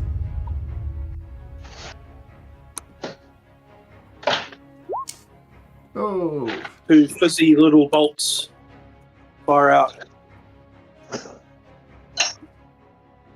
Oh, I don't know what I'm doing. This is weird. Chippity, chippity, chip. Never done this before. The speech was deserving of more than 2 points of damage, but that's the dice gods don't care about how good your speech was. They do care about what Erendor does, though.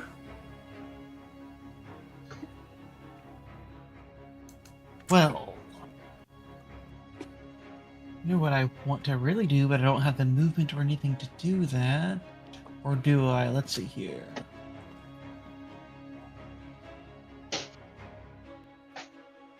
Let me measure something.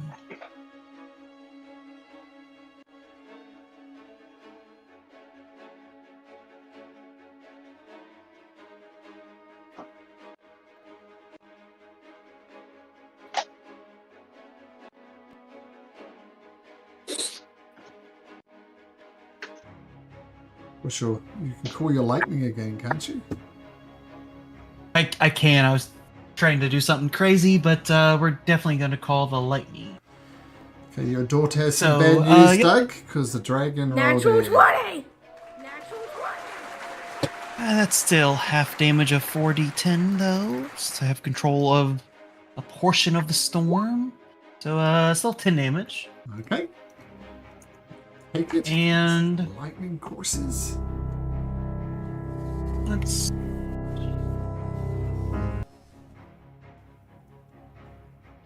No, that's going to... No. Don't want to do that. The creature... And let's move over to here. And... No bonuses, so turn. Yep. Okay. Who did we have rolled before? I can't remember. Who rolled last time? Who didn't roll the d6 last time? Me. It was me. Balson rolled. Yep, Belson I roll. rolled 2. Okay, let's have Erendor then roll it. Roll a d6. 6. 5? Okay, it's a success as far as the dragon goes. It's going to breathe fire. And if my math has told me anything, and it goes above you. Oh, why would that? And breathe like that. Is that right? There's a 60-foot radius. But is that right? 60-foot radius. cone. Well, it's gonna miss Belson though, because he's like 150 down. Yeah. I'm What is it? 160 feet down. Oh yeah, it's not going to be Balson. But is that right? A 30-foot radius for a 60-foot cone? Like from above? Oh. Tool time. Oh, there we go. Look, there's a width of the cone there, and it matches up. So I'm going to There you say go. from above. Torque and Pastor Timothy. Make a dexterity saving throw, DC 15. That's a success. And Torque, that's a failure. 13. We maintain concentration on fly, which is almost what I was gunning for. So, Torque 38. Oh, Torque, your fire resistance, right? You unmuted Torque. Yes. Yeah, so Yes, he does. both of you take 19 points of damage as Pastor Timothy passes his Constitution saving throw. And I'm going to say he swings over here and breathe on you guys. Looks back in surprise that you are still alive and flies over this way. He's got an 80-foot fly speed, so he's got plenty to come over here. And he's going to hover, coming in for the kill on Erendor. Opportunity attack? No, he breathed from above. Like he flew above you, breathed straight down, and then took over here. It's like an attack. He would have, but Torque would have had an opportunity attack when he left his space because Torque was immediate. Oh, true, with him. So true. even when he first left it, yeah. True. Talk. Take a swing.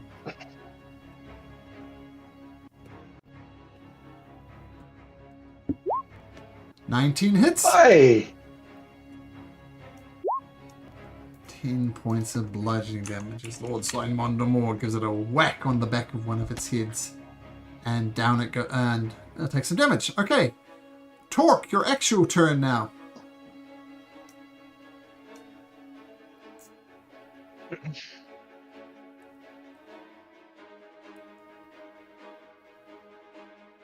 Sounds like you've got good reasons to be muted. Hellish Rebuke. Okay. It rolls a 17. So it will reduce it to 12. With its fire resistance, it will reduce it further to 6. So it takes 6 points of fire damage.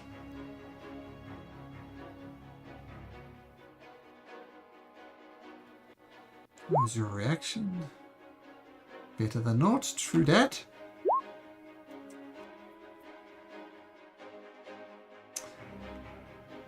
Gonna fly over and take a swing at it, Torque? Yeah, okay, cool.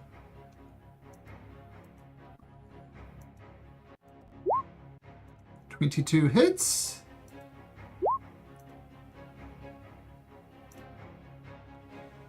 Sorry, 6 points of bludgeoning. Cool.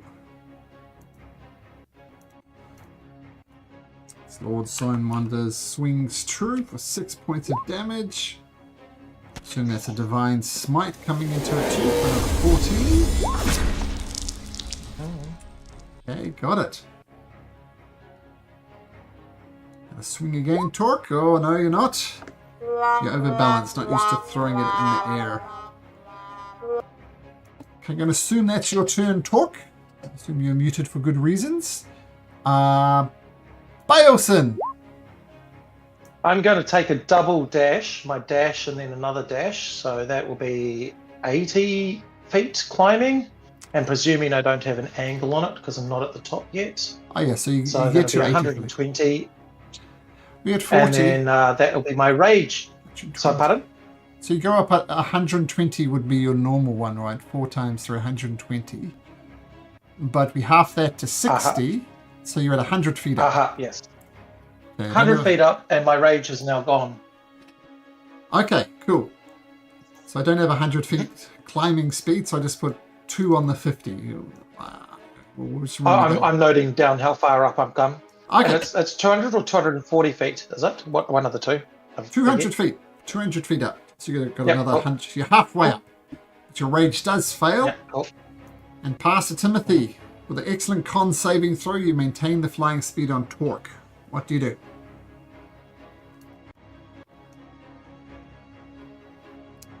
You are muted, Pastor Timothy.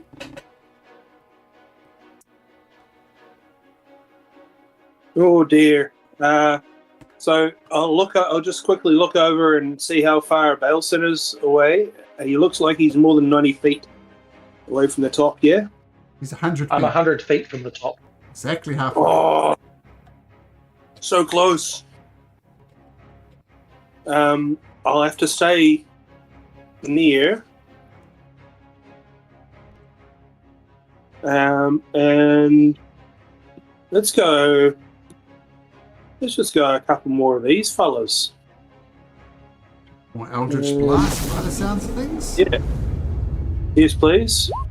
That one hits. That one misses. Don't forget your Hexblade's Curse. Is that the D6 one? Yeah. I think we Yeah, forgot that's to... No, it's No. extra 2 proficiency bonus. Yeah, so it's another 3 on that. Okay. All right. And let's. I'm going to be Let's- that guy. Is Hexblade's Curse a concentration spell? Nope. No, it's not a spell. Oh, okay, cool. As you were. Yeah, and I'm gonna healing word myself for 3 hit points because I'm getting close to 1 more breath and I'm dead. All right. Arendor. The creature's making a beeline for you. It's moving with remarkable speed. That actually changes what I was going to do. Thank you for that. So, I'm going to cast Shadow Aura. I'm going to drop concentration on or change concentration on the storm above. Cast Shadow Aura, which is Guardian of Nature. I am going to choose Great Shadow, aka Great Tree. Your skin appears dark. Continue to make constantly you make. Ah, okay, cool. So you'd be at an advantage on dex saves versus this guy. Dex and wisdom.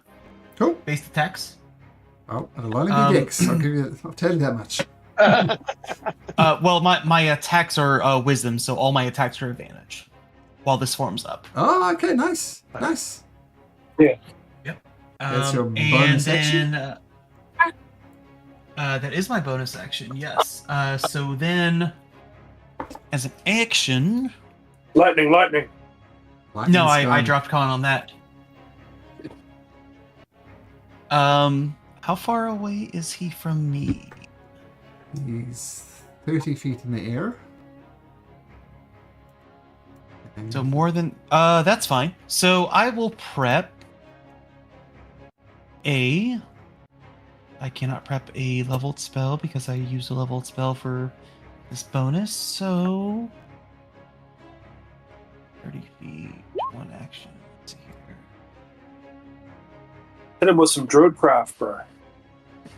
put flowers in his hair. I'll prep a Vine Whip, aka Shadow of the Abyss. I'll actually no. He's flying toward me. I'm just gonna dodge. I'll dodge. I'll wait for him to get close. I'm gonna dodge. All right. Dodge. All right. If he lands, the ground 15 feet from me is difficult terrain. If he lands. Pastor Timothy, roll a d6. Yeah. Low roll. Fire.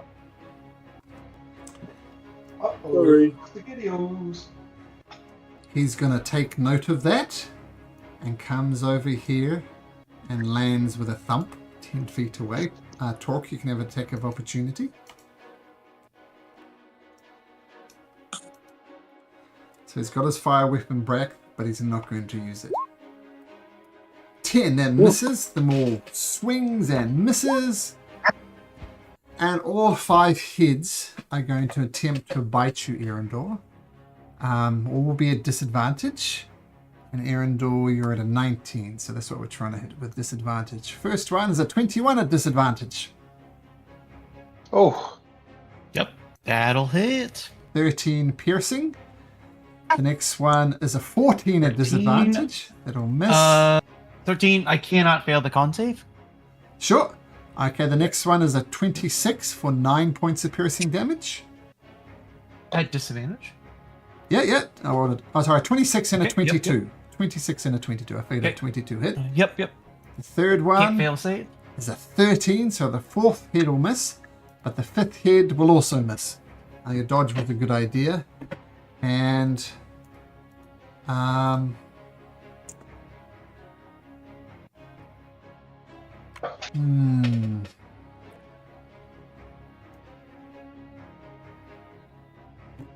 Erendor, you can have an attack of opportunity if you like.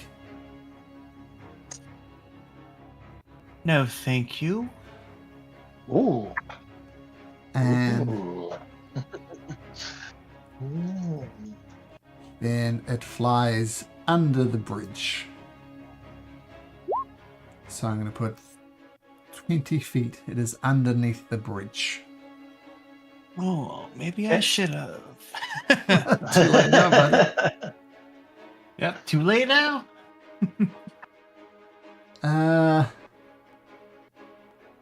Why 80 feet?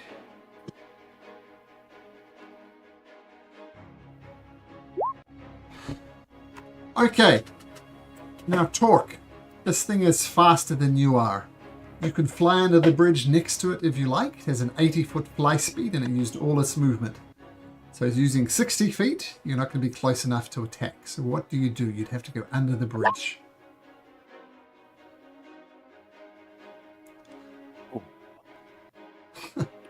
I think discretion is probably the better part of valor here. So, do we think Baleson's got a view on him? Did you see him fly past Baleson? I was going to ask that question. Yeah. Can I Sorry, see him Malcolm. from where I am? When it landed by me, the ground was difficult terrain, so when it took off, it would lose half of its speed. Just for that brief moment it was on the ground. That doesn't continue to be difficult terrain, does it? Yeah, because my form, it within 15 feet, when I'm on the ground within 15 feet of you is difficult terrain. Yeah, so but does it lose half of... Might lose 10 Only for feet. that one moment. Like 10? might, Yeah, 10. I'm good with 10. Yeah, Yep. we're still too far away for talk. Bowson, can you see it? I'll tell you what, it's tricky with all these pillars in the way. Make a perception check, and if you hit a DC 20, you can see it. So Bowson, perception Oh check. yeah. Calling on my ancestors to help me. And talk, Here we go. that is indeed a clap for that. No. You don't see it, Bowson. But talk, it's your turn. That's okay. Well, given that there is some injury amongst us, I'm going to head back to Pastor Timothy and land next to him. And I... How you going there, Tom? How do you like good. flying? It's fun, isn't it? It is. I'm going to lay some hands upon him for 10 points of healing. Okay. Why not? Seems... Yep. That's my turn. Okay. Oh, and in action... Oh, no, I'm doing the laying hands. That's my action. Yep. That is indeed action. Bowson! I'm gonna keep on climbing. So that's another 60 feet. I'm gonna come up and hopefully he comes up to find us. So I'm 40 feet from the top. If you use your... I'm Oh, yeah, using 40, yeah, a dash 40. action plus my rogue action. Sure. Yeah. So So we'll 40 ship feet our from the units. They go 40 feet from the top. Master Timothy, you don't have eyes on the Drake. What do you do? I don't have eyes on the Drake. I'm suspicious of this. I would like to first off move. Oh, I'll stay in the phone zone. I'd like to get down on my hands and knees and put my ear to the bridge and see if I can detect any kind of vibrations. It feels like old mate might be trying to fuck the bridge up. Hey, make a perception check as you try and work out what this Drake is doing. Now, is this hearing or smell or advantage or just, Hearing. it's just right No, it's just regular perception. normal roll? Okay, cool. Love it. You don't know. Could be perching, it could be running away, it could be destroying the bridge. You don't know. Listen to you smell that. You smell what the Drake is. Like your chili peppers Right, reference too. It's very good. So yeah, I'm just going to tell the boys. Look, I think I'm very suspicious of this fella. Maybe we should get out of here. This happens I'm about on the way, I'm on my way. This happens about halfway on the bridge, so you're still about 2,500 feet from the edge. It pecked you in the middle on purpose. It's on a porpoise. It's dolphin riding. Timothy, is that your turn? That's my turn. Yeah. Arendor. No longer dodging.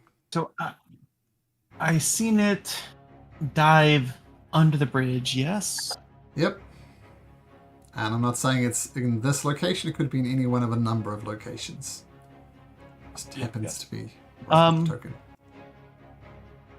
I would like to use my action, hoping my passive perception helps with this, to spot the creature when it attempts to come out of hiding to alert the group. Sure. So you put your hand up and say, hold, wait for my cue. That sort of thing. Yep, and helping my ears hear it with a If I need to roll, then I'll roll, but a passive of 18 if that helps the roll at all. You hear the fluttering of wings, and you know that the didn't become this mighty drake fighting battles that it could not win.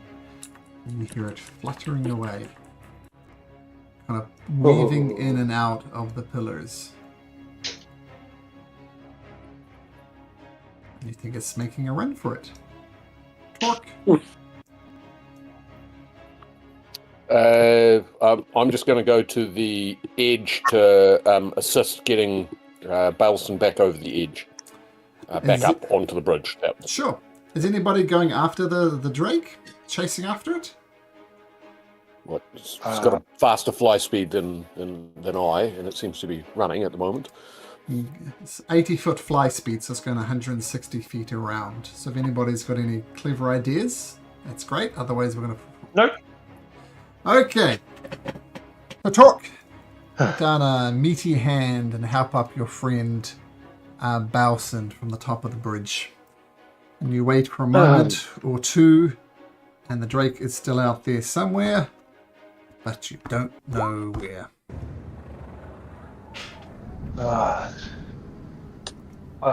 Far out. That was crazy. Perhaps we should put up some sort of warning sign. Or was it just because Timothy was larking around on the guardrail? I think it definitely alerted him to. You think you should put up a sign saying "No silly buggers"? I would. I mean, I definitely would like to carve something into the stone. Drakes around. I think that's not a bad idea. Is that literally what you say? Drakes abound? Yeah. Or Hydra. Yeah. I think that will be what I say. Okay, tell you what, I'll put you across onto the main map again. And because you didn't kill the Hydra, I've just put the little token there. And yeah. Was it Drakes abound, beware? The wind of change could go back to Gorso though. Why? Copy and paste, my friend. While Balson's doing this, I'll say to Torque, you've got about 9.5 minutes left of flying around if you want to do it, mate. Oh, I took the one from Gorso. You're right. Yeah. What is the one from Gorso? What did it say again? Winds of change? The winds of change.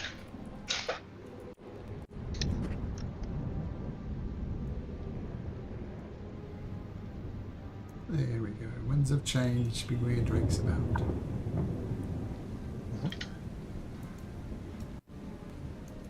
I like how this is positioned, by the way, with Hector. It's got Gorso written right underneath the map. That seems perfect. Yeah. Speaking of Hector, True. How's it going with your character creation, right? I think he was working on artwork when I saw him. Okay. No, finished. Okay. Let's look at your... interesting. Chosen a level 1 bard. Oh, sorry, Cap.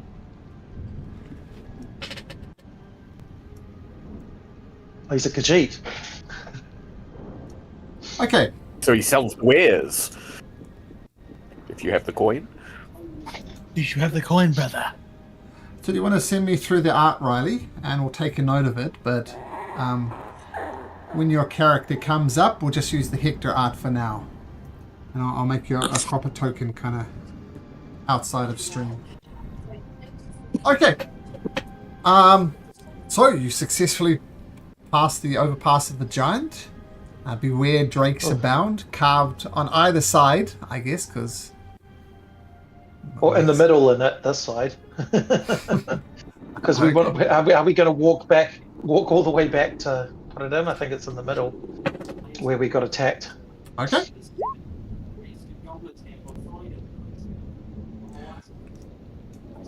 Well, If you say that, Talk, I'm saying, well, I don't you worry. I'd love to come back this way, stronger and ready to take him to task. You know what? When that thing was trying to grab you, Belson, I was thinking Hector would have loved this. He would. He would have absolutely loved it. I almost got him. Did you see me punching away all those faces? Yeah, Oh, yeah. You really pissed him off. I must say, it was a good move you making Talk fly. I really thought I was going to be able to do some extra damage on him with him buzzing about him like a blowfly. Yeah, I mean, if just for the future, if you guys stick around close to me, I can make 2 people fly.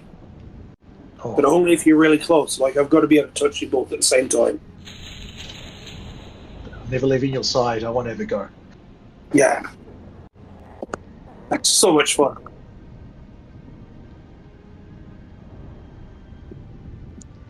So we're going to the lodge, or let's go to the lodge first.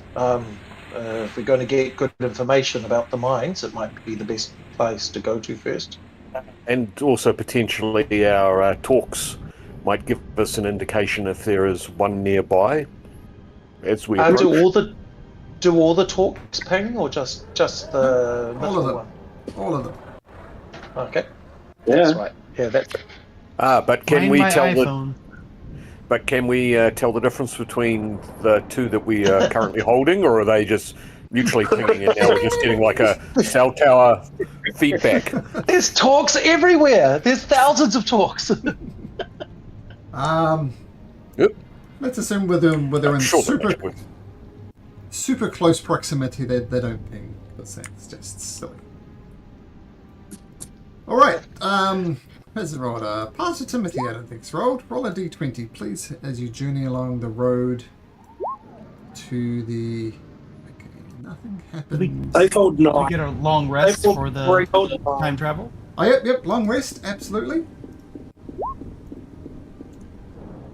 I love that Timothy. By the way, that talk back. That is hilarious.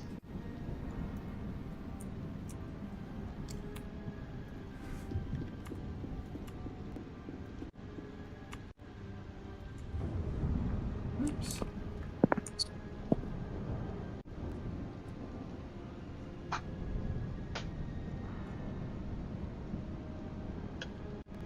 Okay.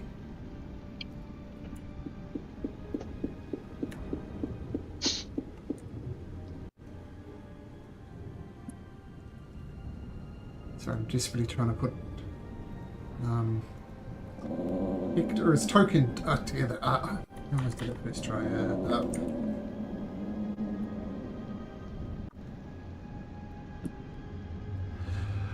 Okay. While I'm finalizing this.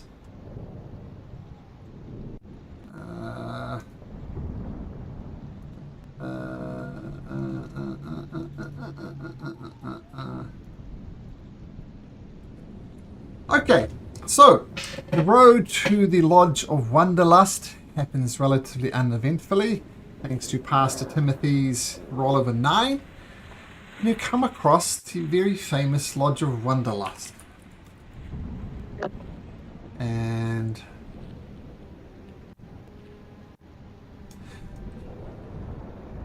now, much like other buildings you've seen, this one is in relatively good condition, despite the constant rain that's affecting everything. Now, I'm about to show you a picture as soon as I've got this going. Come on, okay.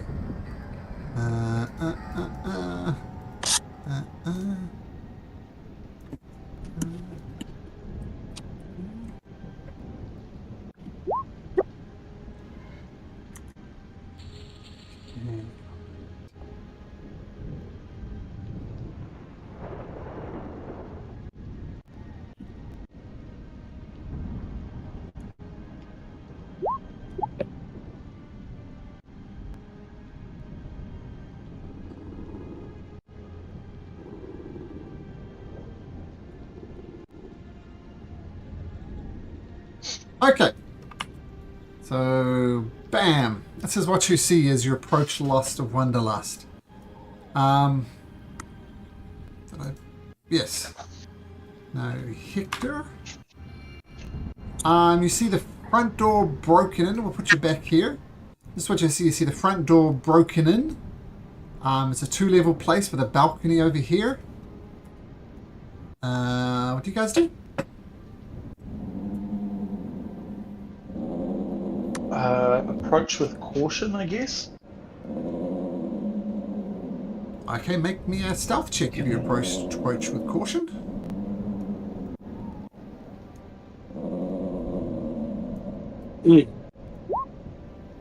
I'm doing 17. that. Guide myself.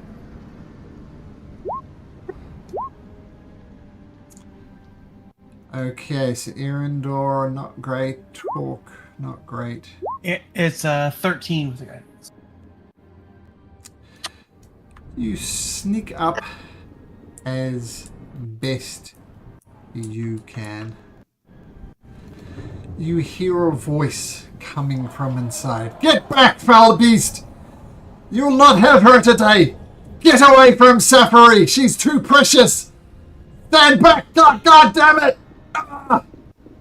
You hear the sound of one person in combat coming from the second story, and lots of scuttling sounds as well. Someone's in trouble. Someone's under attack. I'm going to run in. I'm going to start running. Yeah. I guess. Oh. Unless Pastor wants to fly us up there.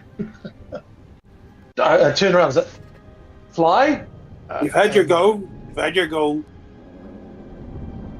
Well, Okay, we, all right. we had a long rest, so spell server's We've had a still- long rest. Yeah. Yeah, we've had a long rest. Apparently you've What? had your go. What? No, Okay, well, good. you want to? You want to? Well, if we're going to the second floor, that's all. Yeah. Okay. Let's do it. Who do you cast fly on? I cast fly on Belson and myself with twin spell. Oh, Dawson and myself. Alright. Fly goes up. Okay, so Balson and Erendor, you're going through the front door? I'm Talk flying. I'm in going there, to try and sorry. go through the. Sorry. I'm going to try and go through the. Second story. Yeah. Oh, sorry. Talk. Yeah, sorry. I'm going to try and fly with- Let's start again. Erendor and Torque, you're rushing for the front door? Yes, I think that's clink clank. I will certainly do that now. Yes, and then I will prep a. We hear this, correct? Oh, yeah. Yep. So I will prep to cast. I see you can. No, never mind. Just run to the door. Yes. Oh, what? So Torque and Erendor.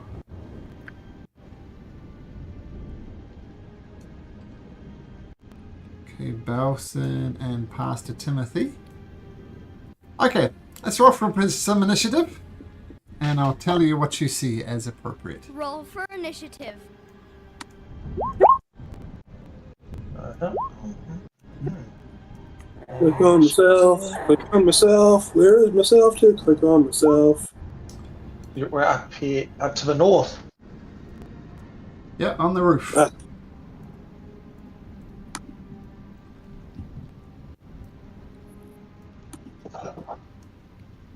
Okay. And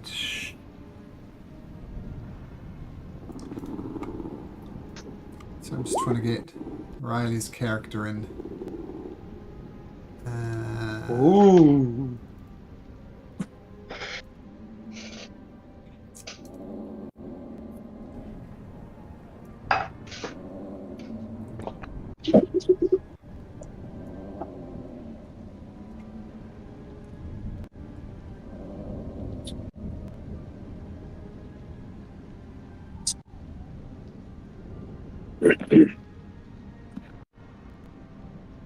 What's your character's hit points, Riley?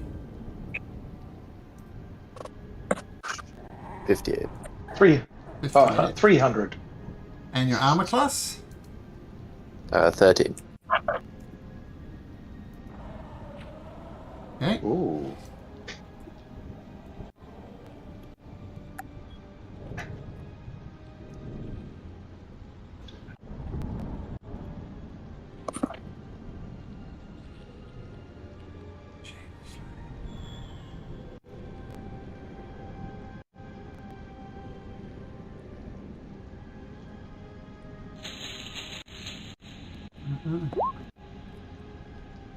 Yeah, Dark Vision Delta.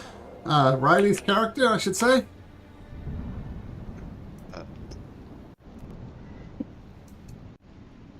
Dark Vision. Sure. What race are you? I'm a tiefling. I don't think tiefling. Yes. They do? Let's have a look. Torque should have it because he's the tiefling. Oh, yep. He Yeah, does. dark vision, 60 feet. Yep. Okay. Now, hopefully all being even. Delta. Do you want to roll for initiative, please?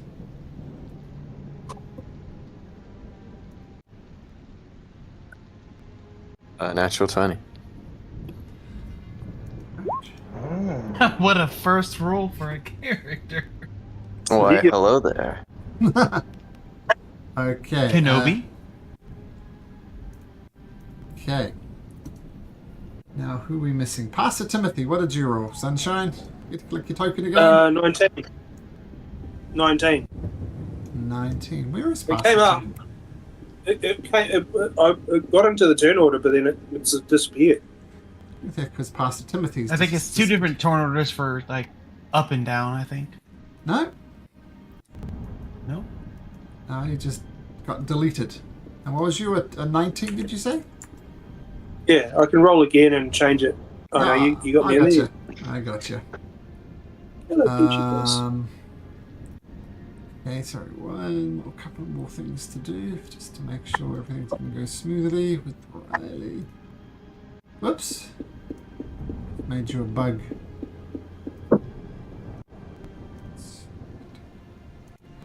Okay.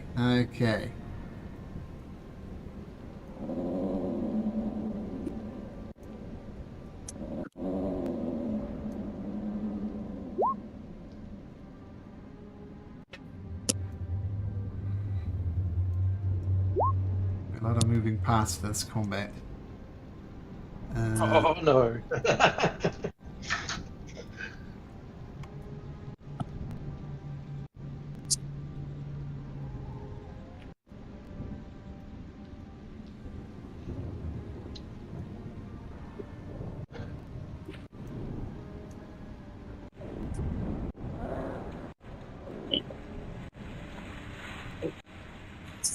Okay. So you probably see something. So everybody's good. Pastor Timothy and Bowson on the roof. I'll put you right next to this window here. You can climb through that window. But you don't see beyond into the room. There's a block thing there. Okay, let's go through the thing. Alright.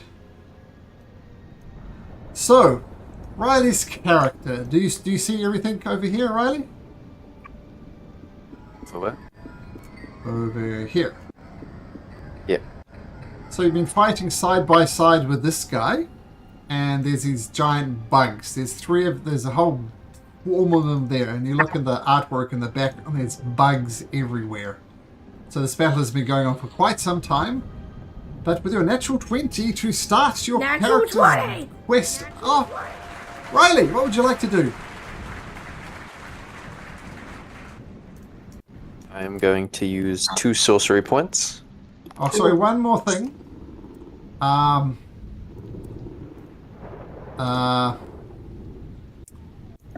The screams from help are coming from this room to the north with a door open.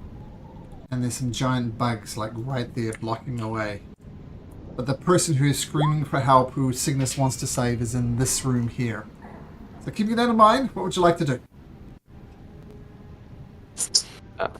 In that case, I shall create a wall of water. Okay.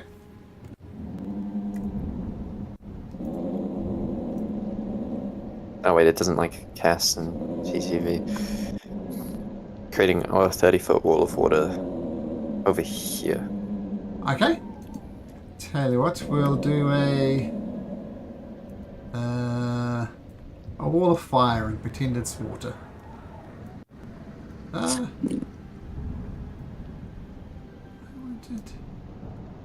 Being annoying. Stop it. Fine. So a wall of water like this. Oh, nothing's working for me. Stop it.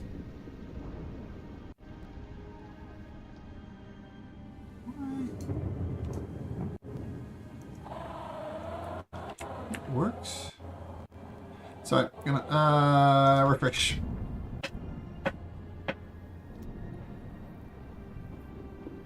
Just checking it. I can't like cast 2 spells if one's a bonus action, right? Not of the leveled spells. If they're leveled. Yeah, like a cantrip. Like you can do Could I do a bonus- leveled spell and a cantrip? Yeah, if one's a bonus action, one's a... Or you can Yeah. quicken them if you use 3 points. Sure can. Yep.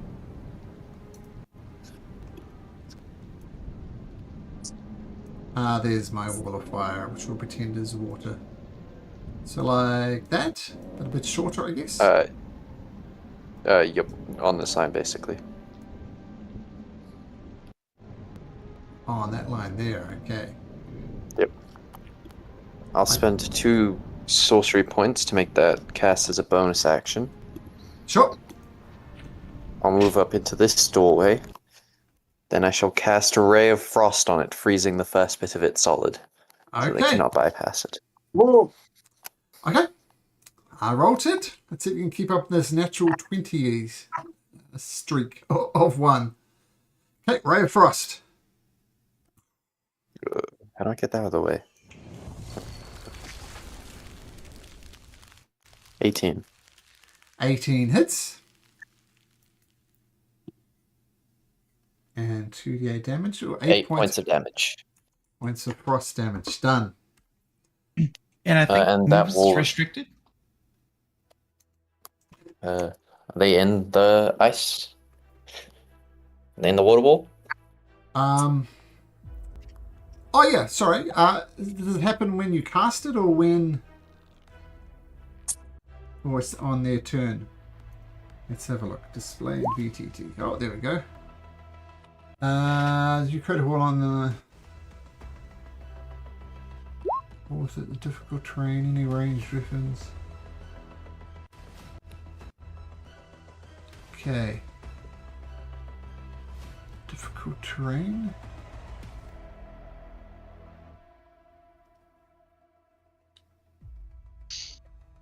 So you're trying to do a combo of Ray of Frost Yep. and the Wall of Water? Yes. It takes 1d8 cold damage.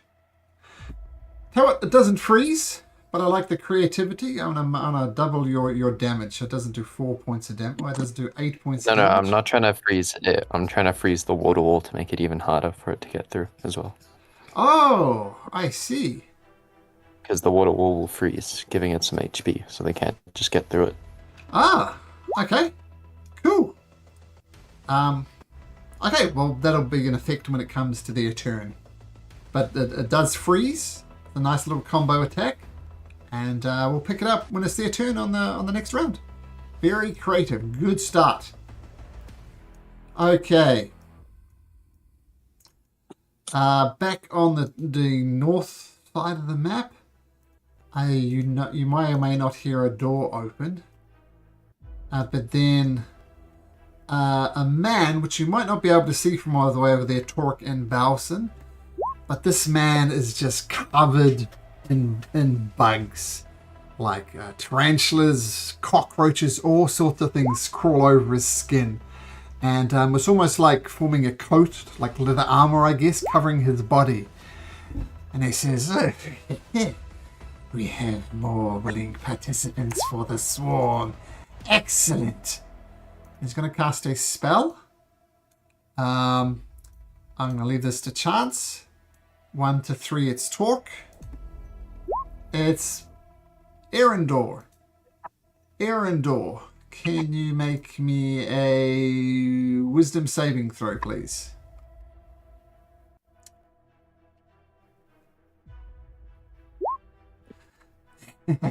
Come this way. Come into the swarm. Erendor, you resisted? You said, interesting. We must find another way to break their will. He ducks back into the room. You hear a scream coming from the room to the north. Help me! Help me! Pastor Timothy, up on the roof. You hear screams, but they're far away. What do you do? Well, I was kind of like hanging on to Baleson's legs, waiting for him to bust through the window so I could get in after him. I don't So need to bust the can windows. I You could open them. After his turn? You can just open the window. It's not a challenge. Oh, okay. I'll open the window and move in. 1, 2, 3, 4, 5, 6, 7, 8, 9, 10.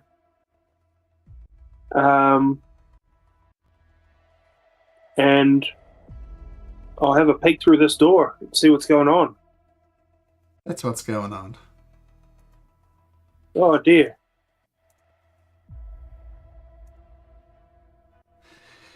Bunch of stuff. You see a frozen wall of water covering across 3 bugs. And I guess that's all you see because you can't see through this. Yeah. Well, I'm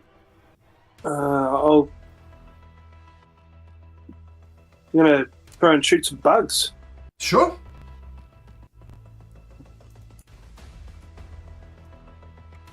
Now I'll give you advantage for this as they're not moving. So 13 hits, but roll again because it might be a natural 20.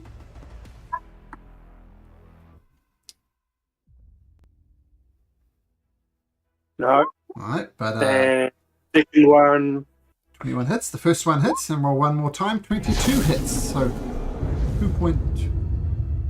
2 Eldritch Blast hits.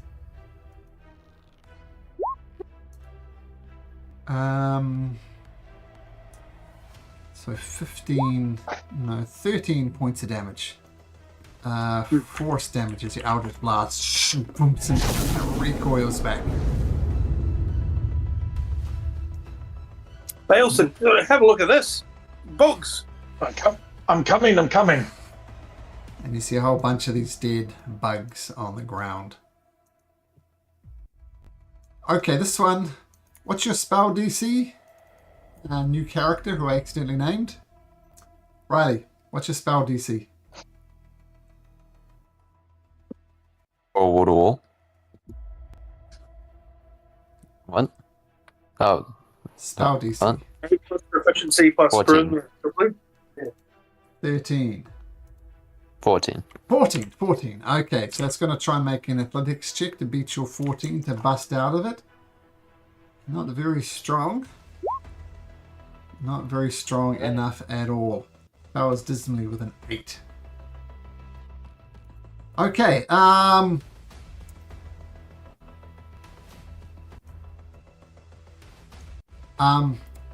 you see, how fast are these guys? And some bugs start swarming towards you. Erendor and Torque. Balson, back up the top. Over Hey, you.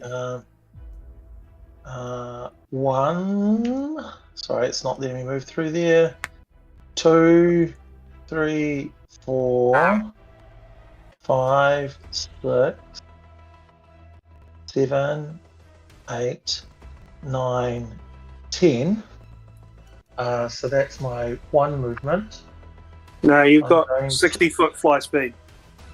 So that's 10 for my movement. Oh, what is it? 60. So it's 60. it's 12. Do I get? Yep. Okay, cool. So I'm going to go 1, 2 more. That's my movement. I'm going to take my. I'm going to take. Oh, hold on a second. Just getting my bearings now that I can see everything. I'm going to take. I'm going to rage, and I'm going to take 2 shots at the one that's already damaged Okay. with my short bow. Cool. Oh, and actually, I might take my bonus action. No, I want to rage. Cool. Okay, so here we go. That is a 13. 18, sorry. Was looking. Yeah, 18 hits. Yep. Short bow thumps into the and side. I'll take my next shot as well, which is a 16. Okay, both of those hit. I'm going to re-roll one of those because it's my piercer. So Sure. I'm going to re-roll a d6. Cool. And 5 damage. And then I'm going to roll my next one. Here we go. And that is another 5 damage. So, 10 damage in total on that one in the middle. Now keep in mind, this is a swarm of beetles. There's many, many beetles inside here. It's hard to get a shot on a beetle, so they're effectively resistant to your piercing attacks. So they took half damage for that.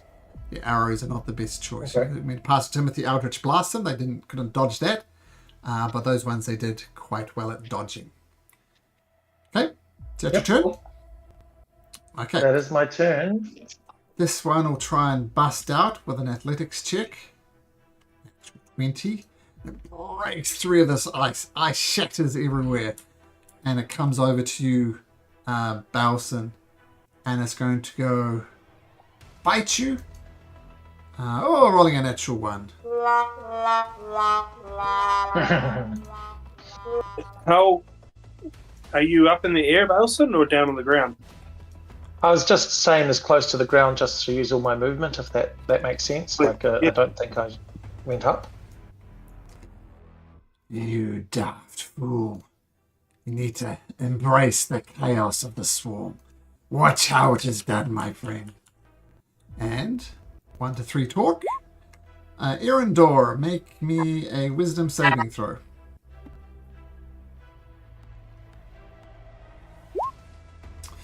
Ooh. I'll use my inspiration to re-roll that. But don't you get a +3 as well? Because my aura. Well, I'll let you decide whether you think correct. 16 succeeds or not. I'm not going to tell you.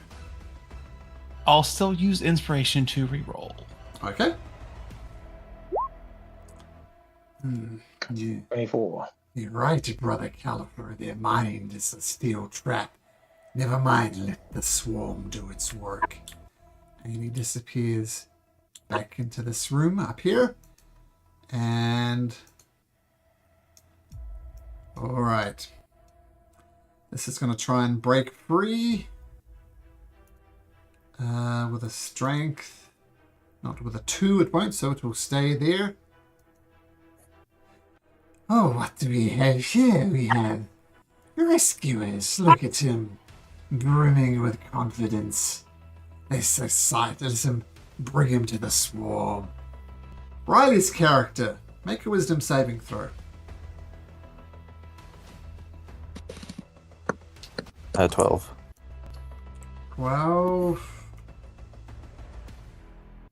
12. Right sheet. 12. Just makes it. This guy up here tries to cast a spell on you and it doesn't work. And he says, interesting. Flyer, you take him out. Flyer says, well, it'd be my pleasure. We have the swarm protecting us.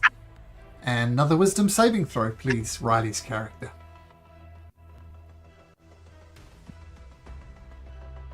4. Oh, 4? How could you fall with a +9? I don't have a +9 on wisdom. No, it's Erendor. Oh, Erendor. Erendor. Ah. Haha.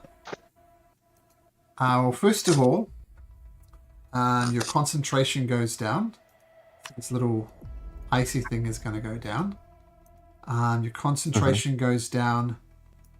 And what you would see, I'm not going to tell you what the condition is, but what you see is Delta just collapsed to the ground, unmoving. Not going to tell you what the condition is, but that's what you see. Oh, wait a minute. I didn't roll something into initiative. So, Oh no. guy, More bugs. 11. Oh, that's useful. He goes next.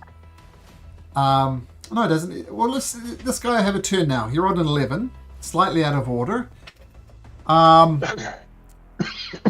You see it move down here and kind of shake a little bit, and it poops out, gives birth to another group of swarms here. So there's that. Erendor, what do you do?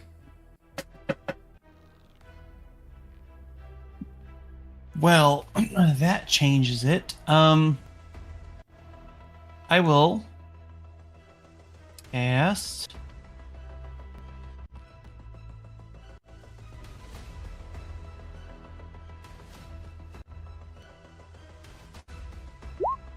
Legion of the Abyss, summon minor elemental. I would like 4 magma myths. They are half rating.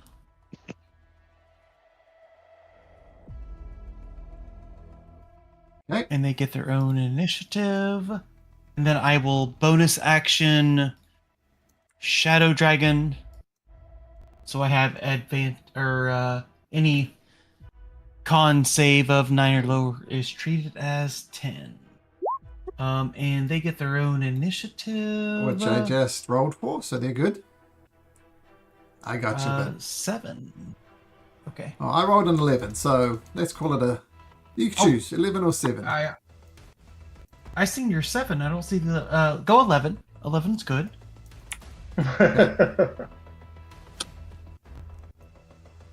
Let me refresh. I see 5. Shouldn't be 4.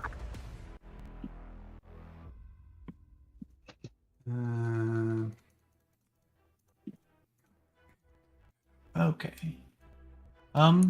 There we go. Yep. Good to go. Okay, and you're concentrating on that, of course. And bonus, Shadow Dragon, so rolls of 9 or less are 10, so I am done. Okay, cool. Torque, just saw this. So you're not moving? Good question. Nope, not moving into that shit. Hell no. Okay, Torque, mother just gave birth. What do you do? Well, I can't quite see what's going on from out here because I'm. Oh, is that the door? Oh, I see. You've moved us up. Okay. Sorry, I was looking down at the bottom of the screen. I've been very confused the entire time. Right here. Oh no, Torque, we're at the door. There's shit going on up here, brother. Okay, Down all right. here. Well, okay. I will advance into the room at least to whatever that thing is and have at these bugs. All right. So Maul of Monda, squishing bugs. Yeah, 11. 11 misses. Okay, 23 hits. So that's 9. 9. And I might as well put a divine smite onto that as well. There's my spells. Level 1 spell slot. Okay, so divine smite it up for another 9 points of damage. And this is something you might notice before later on. Shooting it with arrows is unaffected, but getting right up in front of it and bludgeoning it with a bludgeoning weapon is proving quite effective. They're not resistant to bludgeoning. Is that your turn, Torque? Yep. Oh, I exist twice. How'd that happen? I got cloned on my screen. Maybe I need to reload. Yep. Okay, My turn done anyway. Scuttle there. All right. Comes out. Whoops, this guy comes out and says, "Oh, their will is hard to break. We need to try something else." Is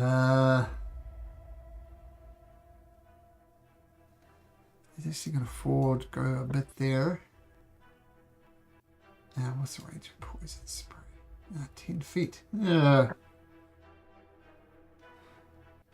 going to try it again. Talk, you're right there. Make me a wisdom saving throw.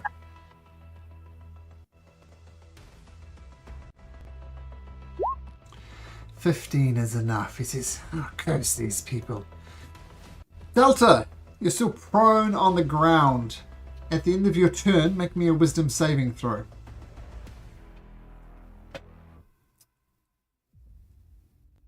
At the end of my turn. Yep. So you might snap out of it. And I don't want to hit this person over here, do I? Well, you need to make... You're unable to move. That's all I'm going to say. So you don't get an action, you don't get a bonus action, you don't get a movement, you don't get anything. But you do get a chance to break out of the condition by making a wisdom saving throw at the end of your turn. Okay. I'll try the wisdom saving throw. Yeah. Got a 15. 15. You wake up, you snap out of it. But as I said, that's the end of your turn, so you wake up prone at the end of your turn. So that would be your turn. Miss Rosemary says, "Help! Help!" Pastor Timothy. Yeah. I'd like to fly into the room. How tall is the ceiling? Can I stay out of reach? I'll say yeah, sure. Yeah, cool. All these guys. They're yuck. What was that? 1, 2, 3, 4, 5, 6, 7, 8. And looking in here. Oh.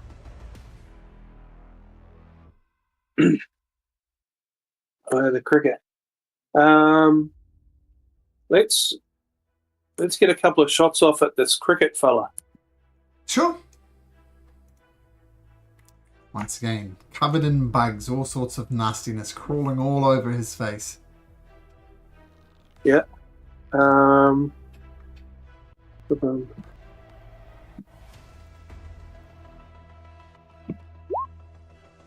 11 goes wide. 8 goes wide. Right. I want to say, in fact, it hits him and a couple of cockroaches pop on his armor but does no damage. And he says, "You'd be wise to join the swarm. It protects us in the chaos." I would be, would I? I can't see any of my guys in there, so I'm going to drop a first level healing word on Balson. Oh, sure. Hello. Have a little top up and have a go. All right. I'm going to attack with my. I guess it's with my rapier +2. Here we go. Okay, swinging with the rapier. Raging, of 13. course. 13 hits.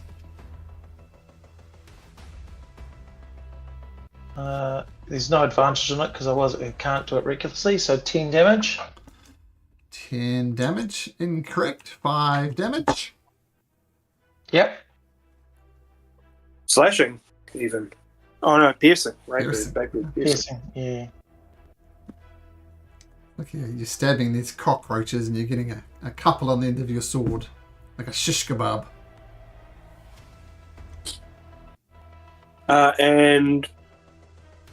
I'm going to move just out of the way of the door.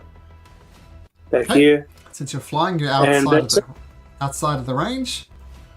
Yeah. These guys come and swarm over to you, Bowson. You're surrounded on all sides by these bugs. There's thousands and thousands of them. And they swarm up over your body, and they go to bite you. Oh, and they're on a natural 1. Deary me, not good. Okay, more fire beetles.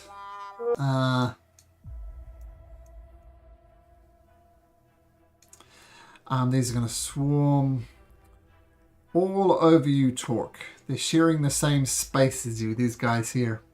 And they're going to bite you, Torque. Rolling a 16, Torque. Your armor keeps you safe enough. Balson. Okay, I'm going to rage. Sorry, I'm already raging. I'm going to attack recklessly, should I say? Sure. The one in front of me. Oh, sorry, I need to double click that. That is a 24. 24 hits. Okay, here we go. And I do get the sneak attack with this stuff. And I'm going to re-roll that 2 because it's piercing.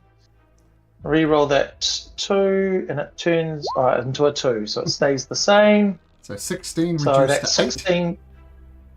Yeah, and I'm going to attack again. Here we go.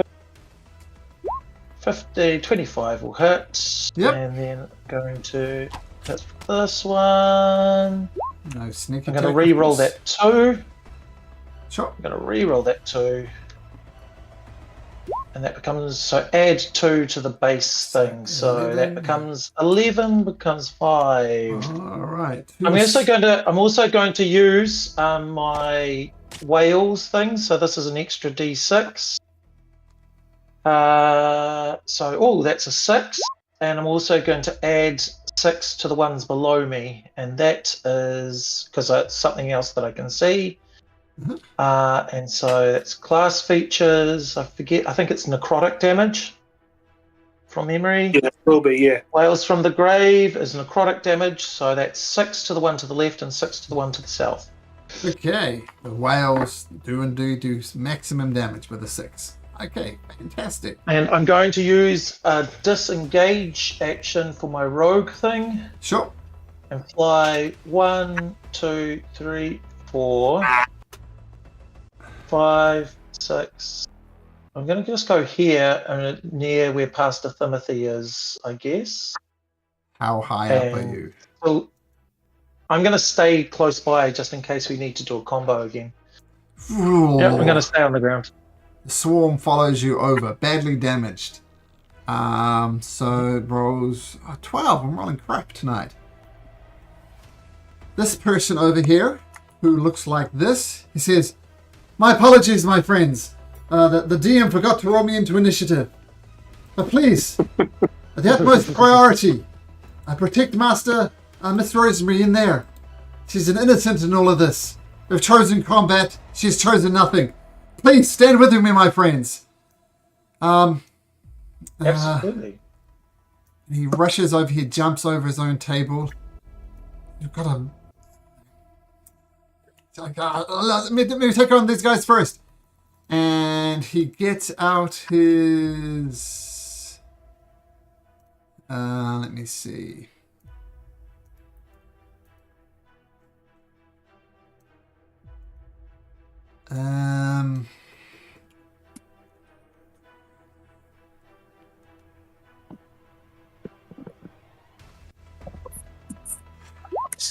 Okay, he takes out his sword, swings once. Oh, natural 1 and a natural 2 is not a good way to start.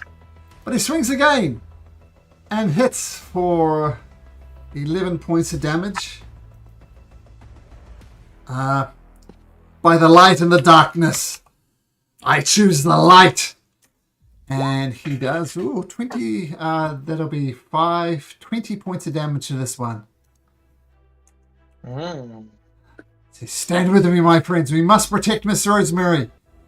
And this guy's going to pop his head out one more time. And Torque, he sees the bugs swarming all over you and he says, yes, that's it. Embrace the swarm. Torque, make a wisdom saving throw. God damn it. Hey. Okay, no effect. Switch back down to here.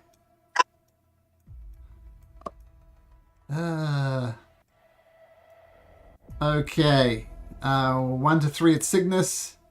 It's Cygnus. They swarm all over Cygnus. And they hit, doing 23 points of damage. Cygnus, is that all you've got? I can take more than that. And down at the bottom, Doug, can you roll me a d6, please? Sure. Yeah. Gross. Right. Yet more bugs are birthed by this creature, and it appears there. Hell. It is spitting out stuff. This one here is going to swarm on you as well, Torque. So it goes to swarm. It rolls a 9. Can't hit any NPCs. But the Magnum efforts are here. Doug, what do they do? Oh, yeah. Yeah, yep, they're here. Worried about Torque. I don't want Torque, even though he's resistant to take 4 fire breaths. So, let's see here. Let's go here, here, here, and here. Let's see here. 15 feet cones for all of them.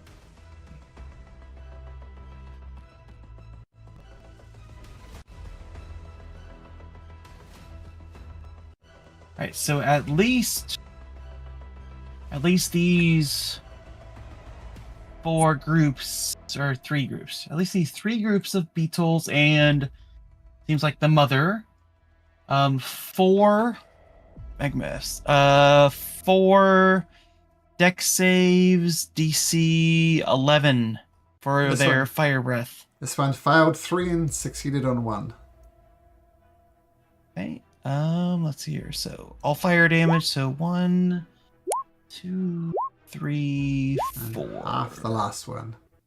So 15, 23 plus 1, 24 points of damage on this one. And let's see if the big boy makes it. Dex, not very dexterous, and it failed. So 15 plus 8, 23, 26. That's not right. 11. I did too much damage on the first one. 11, 4, 11, 15, 23, 26, 13. 45 minus 13. Oh, 45. And this guy takes 12, 23, 26 points of damage. All right. And then the big guy. Yep, perfect. Yeah. They'll float around after that and just kind of spread themselves out a bit. Yeah, that's their turn. Okay.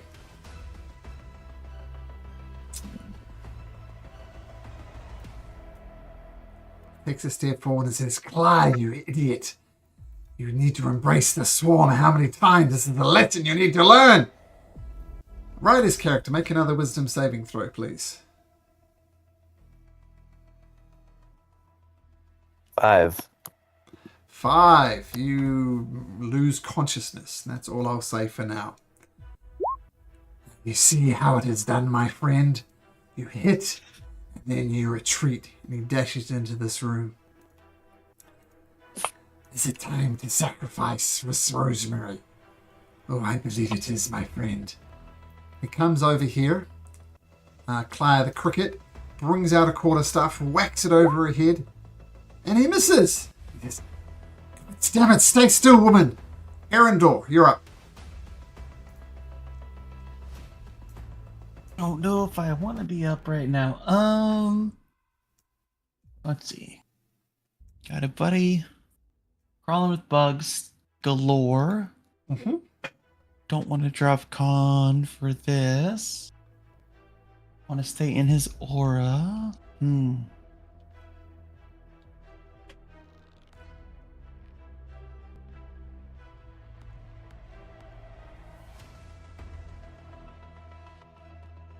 Oh, nope. Ignore that. I did not mean to click that.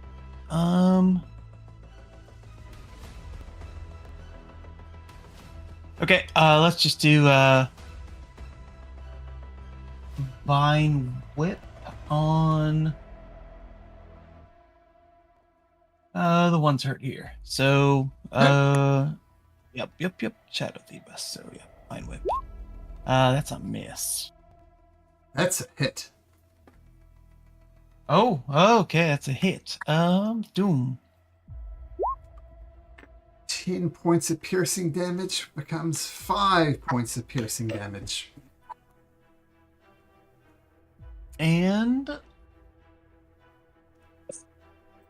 creature is larger or smaller. Actually, I don't want to pull it. So nope, leave it. Yep, done. Okay, Torque, covered in bugs. What do you do? So I imagine there would be some sort of disadvantage to attacking the ones that are in the square. Nope. That I'm at. Nope. Oh. All right. Well, the ones that I was hitting before, Sure. I'll hack at them again. Sure. Oh, there we go. There we go. Natural 20! Yay! It's another 2d6 on that, is it? Yep.